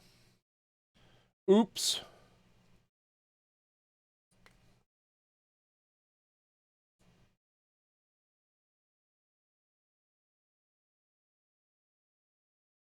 Where does this go?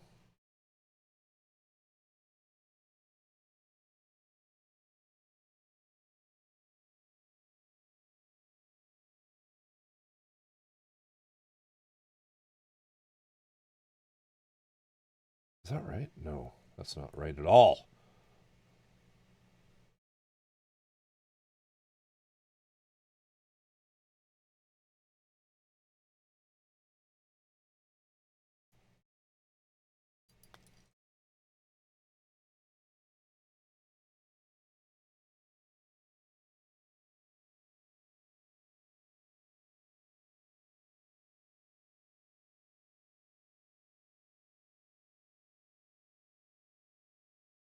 That's so loose. I don't like how loose that is. Is it better on this side? Not really. Oh no, that's better on that side. Maybe this one will work better on this side.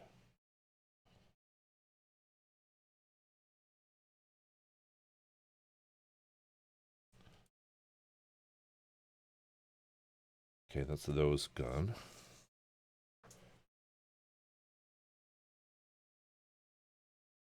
And now you have a 9 to 9 job. It's worse than that. My job is more of a 10 to 9 job. I don't mean any of it in a mean way. Sarcasm is how I show friendship. I don't take anything you say seriously, so it's okay. I guarantee you, I can outcompete you in sarcasm. I know it's a far-fetched question. Is there a place in the universe for a Gundam spare part website? You can order. Challenge accepted. You can order. The runners. I believe. I mean, you're never going to get a spare part, but I think there's a way of ordering missing runners. I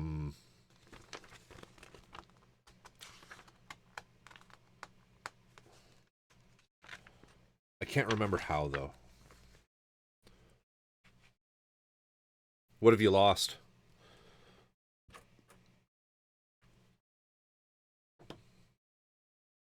There are definitely dudes like who work in HGs, the high grades that have like so many kits, like guys like Joe R, who might be able to get you a spare part here and there because they bought kits just to kit bash with.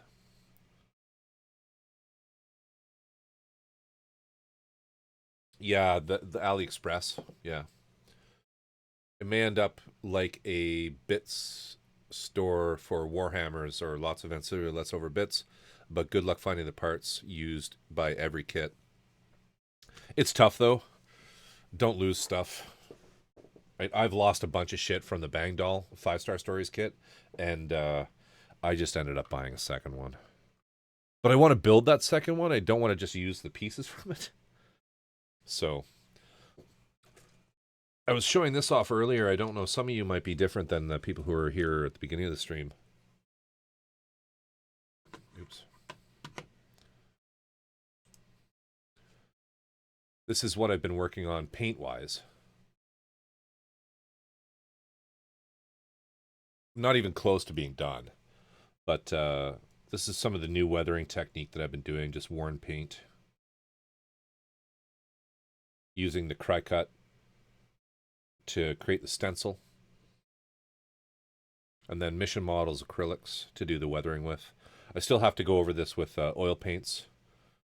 Put some filters on it. Get some color, a little bit of color variation. And kind of go from there, yeah. But that's a shield off of a frame arms kit. Yeah, I'm gonna try to. One of the things that I was told I need to start doing at the stage that I'm at in my profession, not my profession, but this hobby, is I need to start making kits my own. I need to start creating a way that when someone looks at one of my finished models, they say that's a Corvus Oculum. So yeah, I got Oculum on there. 075. Gonna see more of that from me. And I'm trying to get more shit done off stream. The only way I can really progress some of these things, Calendros, to be very serious with you, and actually finish some things is to just work off stream a bit. It's the only way I can really power through some of this stuff if I'm not, drinking and talking to people.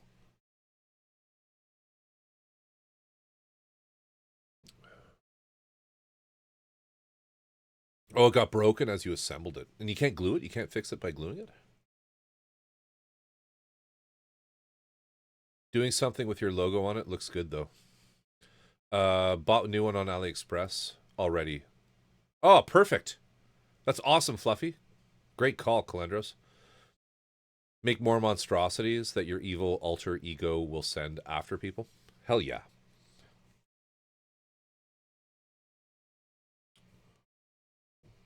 I-19.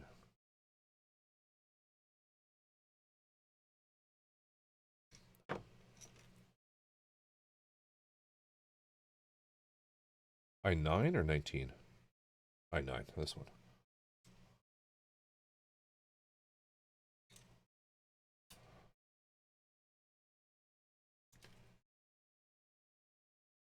Me.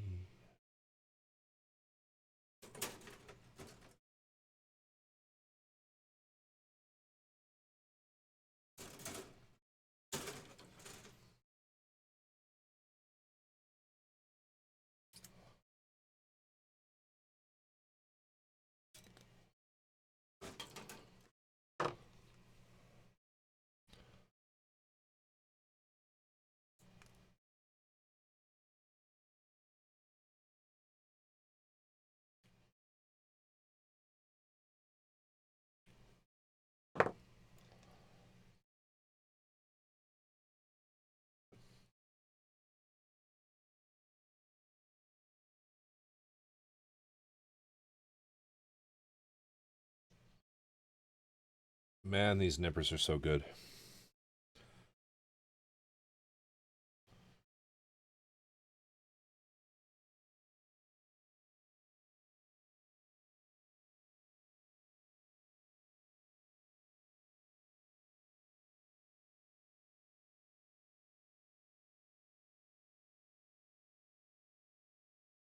Where does this go? I don't understand.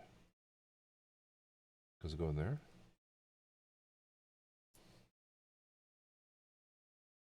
One.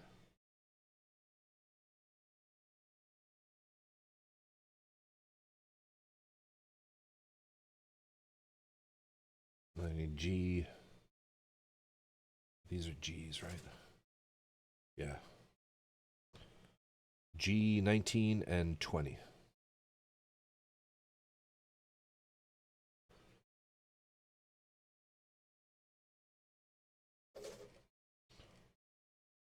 Thank you for the follow.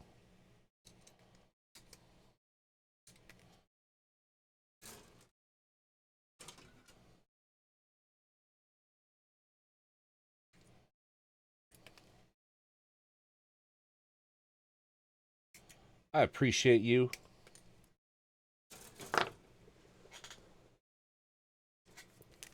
Thank you for the follow. Crowbeat. Welcome to the murder. Welcome to the murder, Crowbeat. I am Corvus Oculum. I appreciate your username.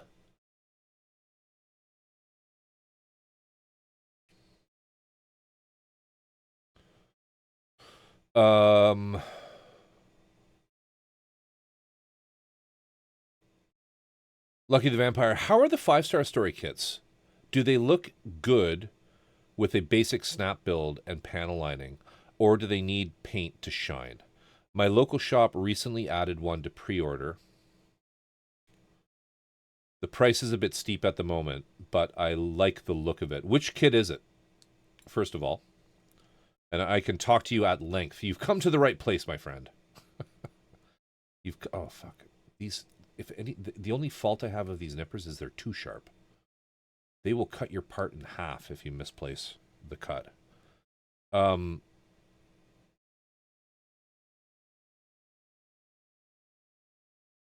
Which kit is it that you're interested in, Lucky?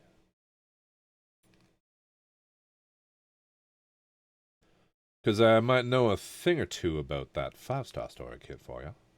I don't know why I'm making clicking sounds like that. It's kind of weird.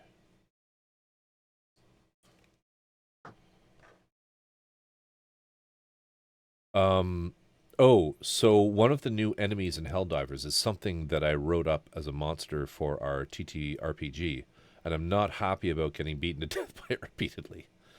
No, it cannot be glued since it was the knee part with plastic rails as joints. Oh, damn. It can, but it's just not as strong. Yeah. Calendros, delicate parts can be right bitch to glue together if you're lucky. There's enough meat there, or to be able to pin it back together, but a lot of the time you're shit out of luck. Yes, it was my first Gunpla kit ever as an MG, so yeah, I like to take the challenge. So, Lucky, first of all,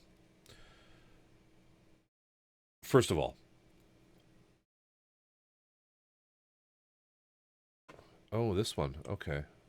Let's bring this up.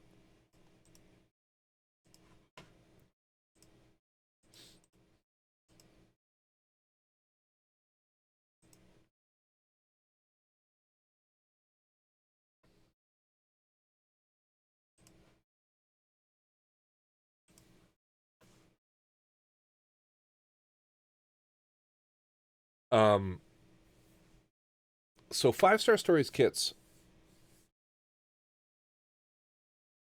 are a lot. They're very different than Bandai releases. They're made by a company called Volks. I think this one is Volks. Oh no, this is Our Treasure. Okay, this is different. First of all, is this a resin kit? This is a resin kit. Oh, it's based on the 1/100 resin kit. Okay, okay. So I haven't done one of these. All right? Um, we're in ads right now. I'll wait till we're out of ads because I don't know if you can actually hear me. And I also see that we're in this fucking redeem. Jesus. Brain Patter. Thank you for the follow, my friend. How are you doing? Welcome. Welcome. Welcome. Welcome. 24 more seconds. I don't think Lucky is a subscriber, so we'll just wait.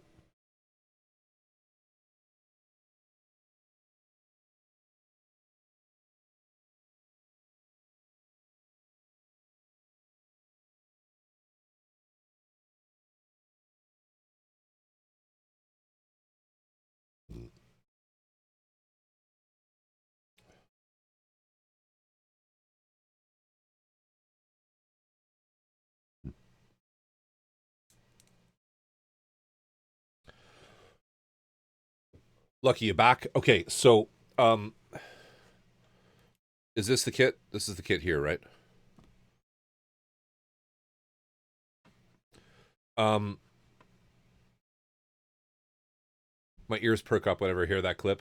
Hell yeah. So this is a so this kit, the Kublai Haratsu no Ningyu Gaedion Mark III Dharmas. Jesus, that's a mouthful.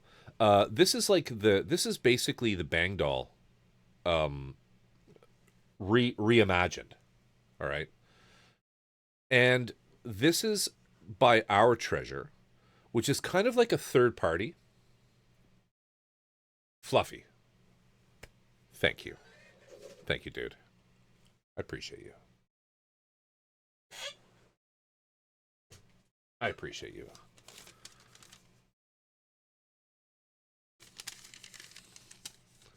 Gifting. Where's my camera? Gifting. I'll show it after. Thank you. So these guys, they basically took. This was only released as a resin kit from Volks. They're saying from Siuju, which isn't really true. It's from one of the most skilled. Oh, sorry, it was the name of the guy who modeled it, but it was like they've made an injection mold kit out of the original resin kit, the high grade resin spec kit. So I don't really know that much about Our Treasure ones, but I will say this: first of all, it's going to look sexy, and you're going to have a great time building it. Some things you need to know are it's probably not a snap build. You're going to need to get yourself some of this type of glue.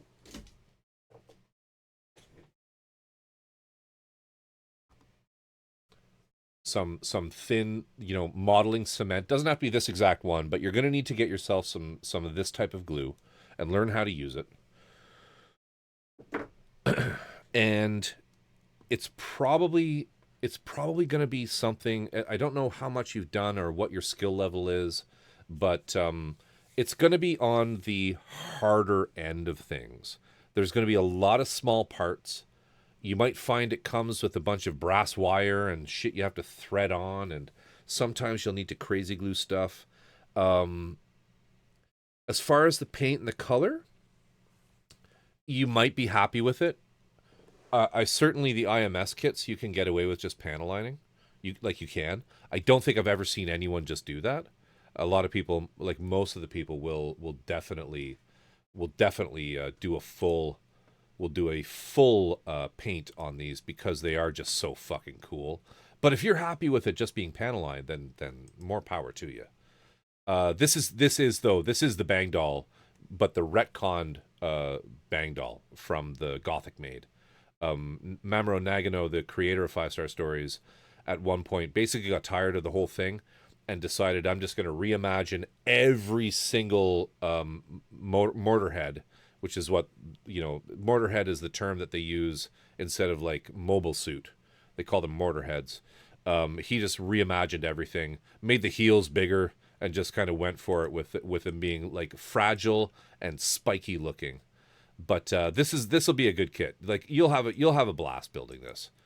You'll either have a blast building this or it'll be fucking frustrating as hell. I don't know. But I would say go for it. Pull the trigger on it. You'll love it. You'll love it. Oh, it's so good looking. It's so good looking. I have the big resin kit of this. The Joker is what it's called.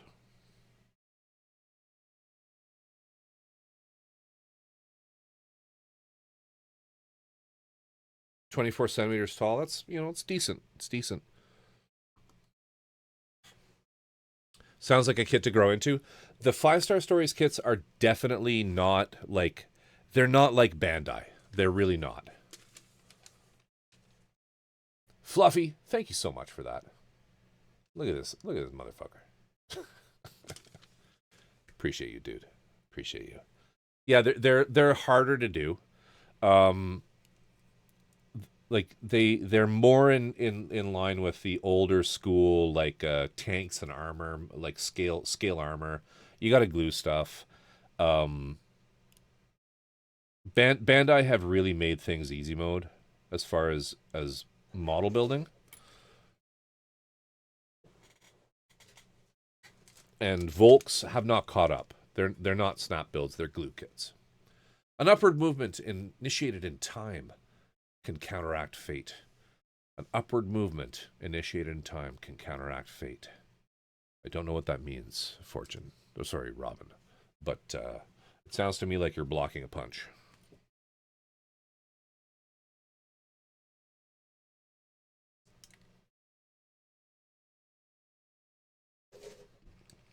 I'm a huge fan of 5-star stories. I love 5-star stories. It's an amazing manga. There's a great TV series. Oni-chan. I feel like the waifu printers are really hitting lately.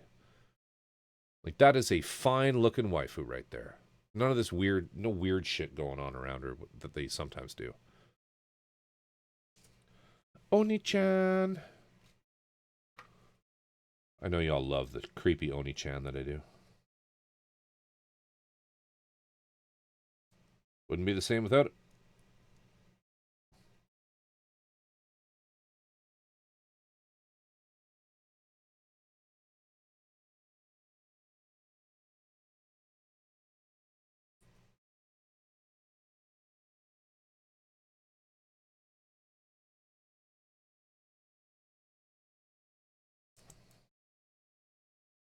She's beautiful.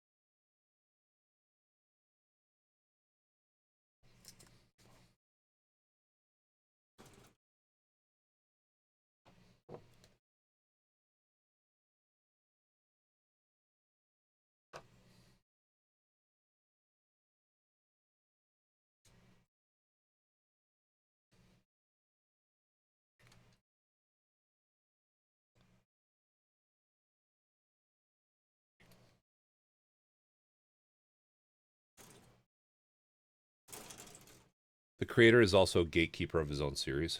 Yeah, yeah. He's a gatekeeper of the Japanese nationality behind it. So he doesn't care if you read it in Japanese. He's fine with that. But he's very like it did get an English translation. The manga did get an English translation that he really wasn't happy with.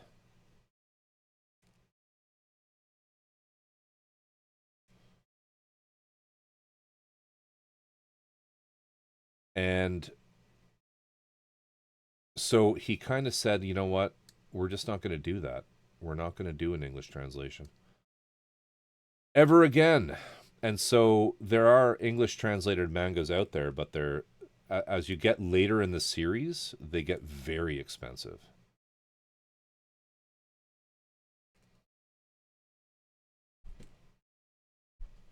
And then the retcon with Gothic Maid, he produced a movie. And sorry, I said series, anime series. It's not a series, it's just a movie. And it's great though. It follows the sort of the first book in the manga, and it's a great arc, and it's a super introduction to it all. Um, but how does this go on?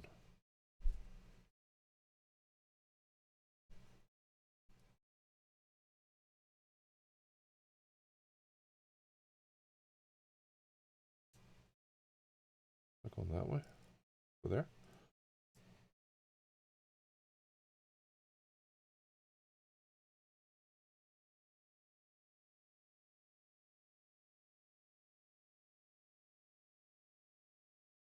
Hmm.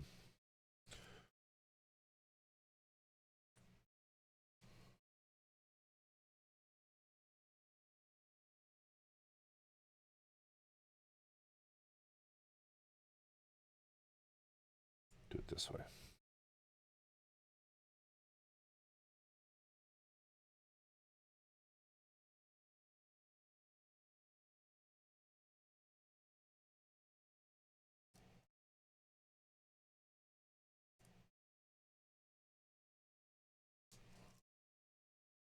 Sorry, I'm working off screen there.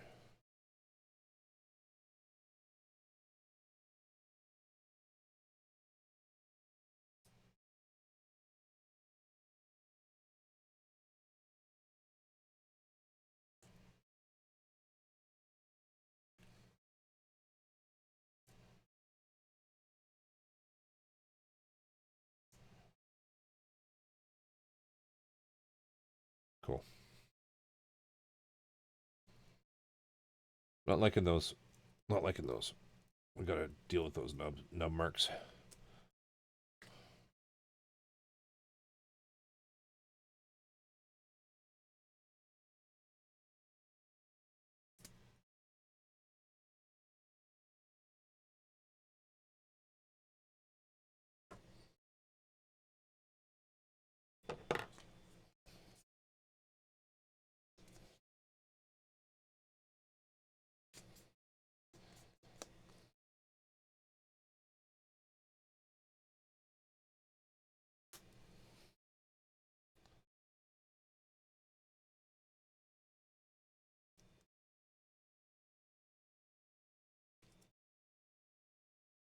Deal with that too.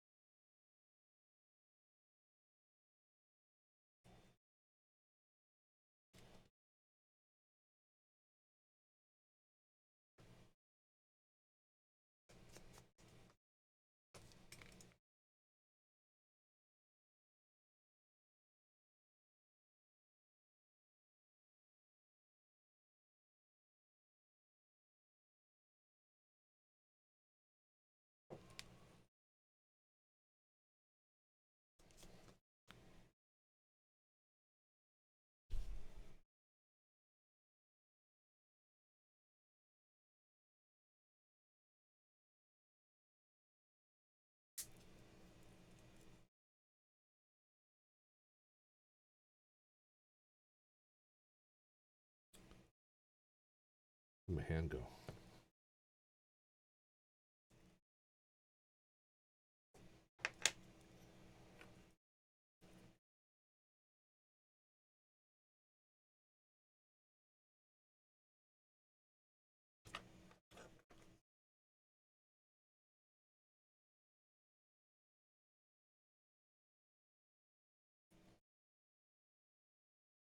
There we go.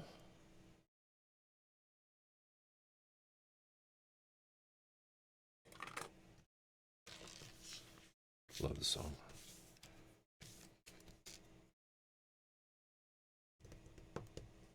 I-13.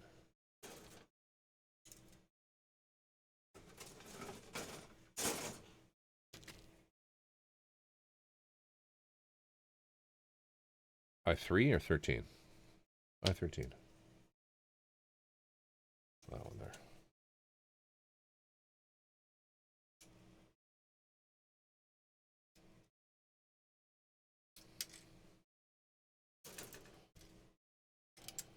Oh, shit. Crap. Dropped apart. It's my remote. Turn my under desk lights on. There it is. Ow.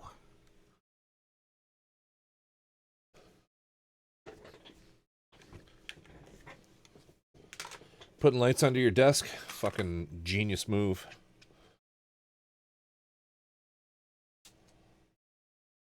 No, that is not the right part.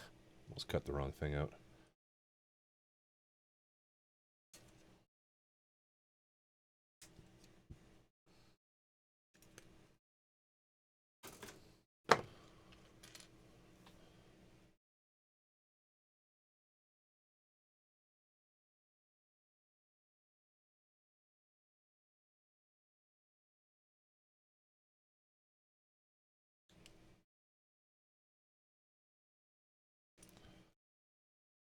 People getting quiet. It's getting late.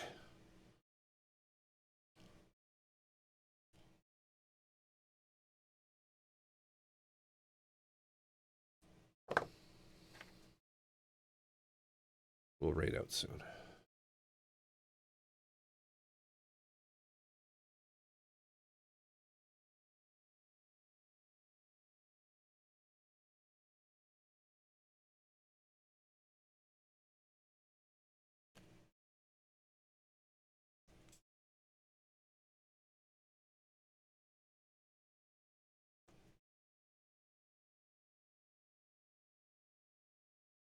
So where does this go? Here? What? Wait, what? What now? Like this. Cool.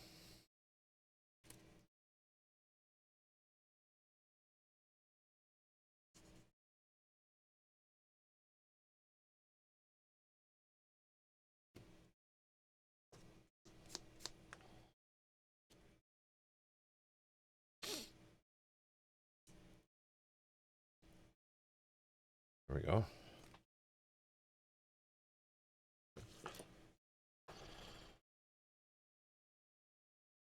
So that's those done.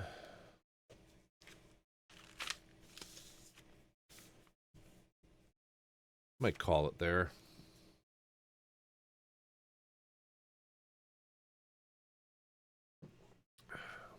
Who else we got going on? Let's see.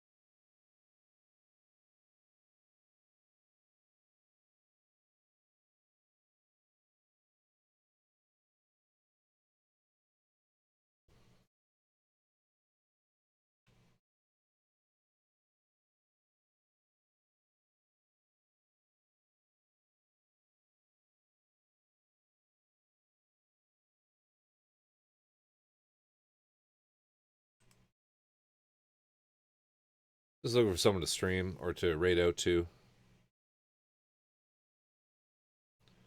Let me try to find someone new. See who else is on Makers and Crafting. Or sorry, Miniatures and Models. But Daggers, we got Aaron. Aaron was having a conversation. Sounded kind of intense though. Who else we got going on? It's French. French.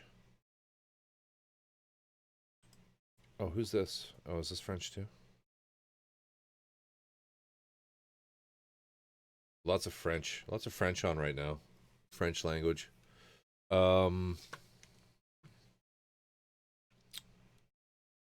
What's this? What's this?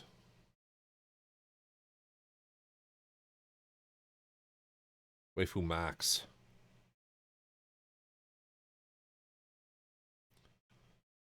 Come into a painter. Find someone new that hopefully won't ban you for being nice to them. I know, right?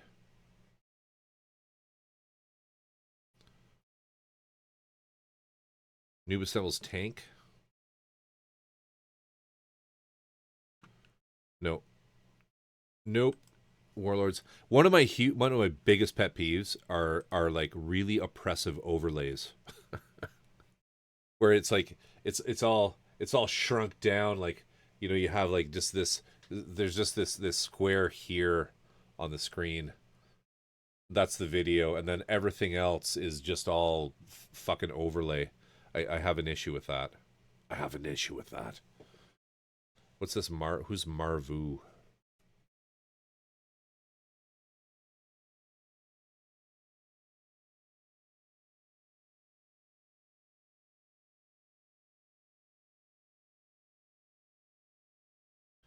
Yeah, that's a good example of the kind of overlay I don't like. Sorry, observes. Okay, let me find him. Let me find them.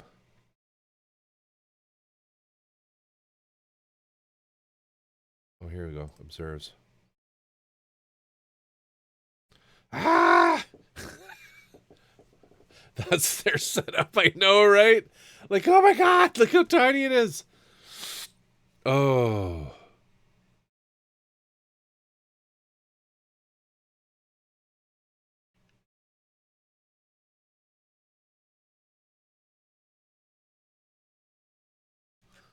The other one I found, it was probably better.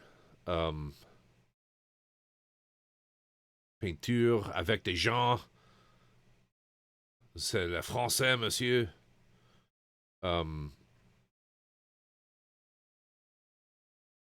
That's French again.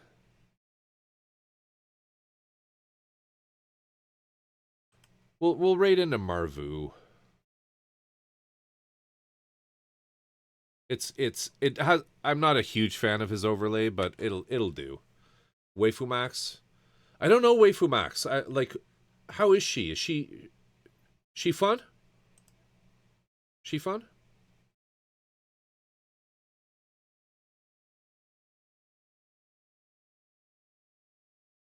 Let's do Waifu Max. We'll go into a mini painter.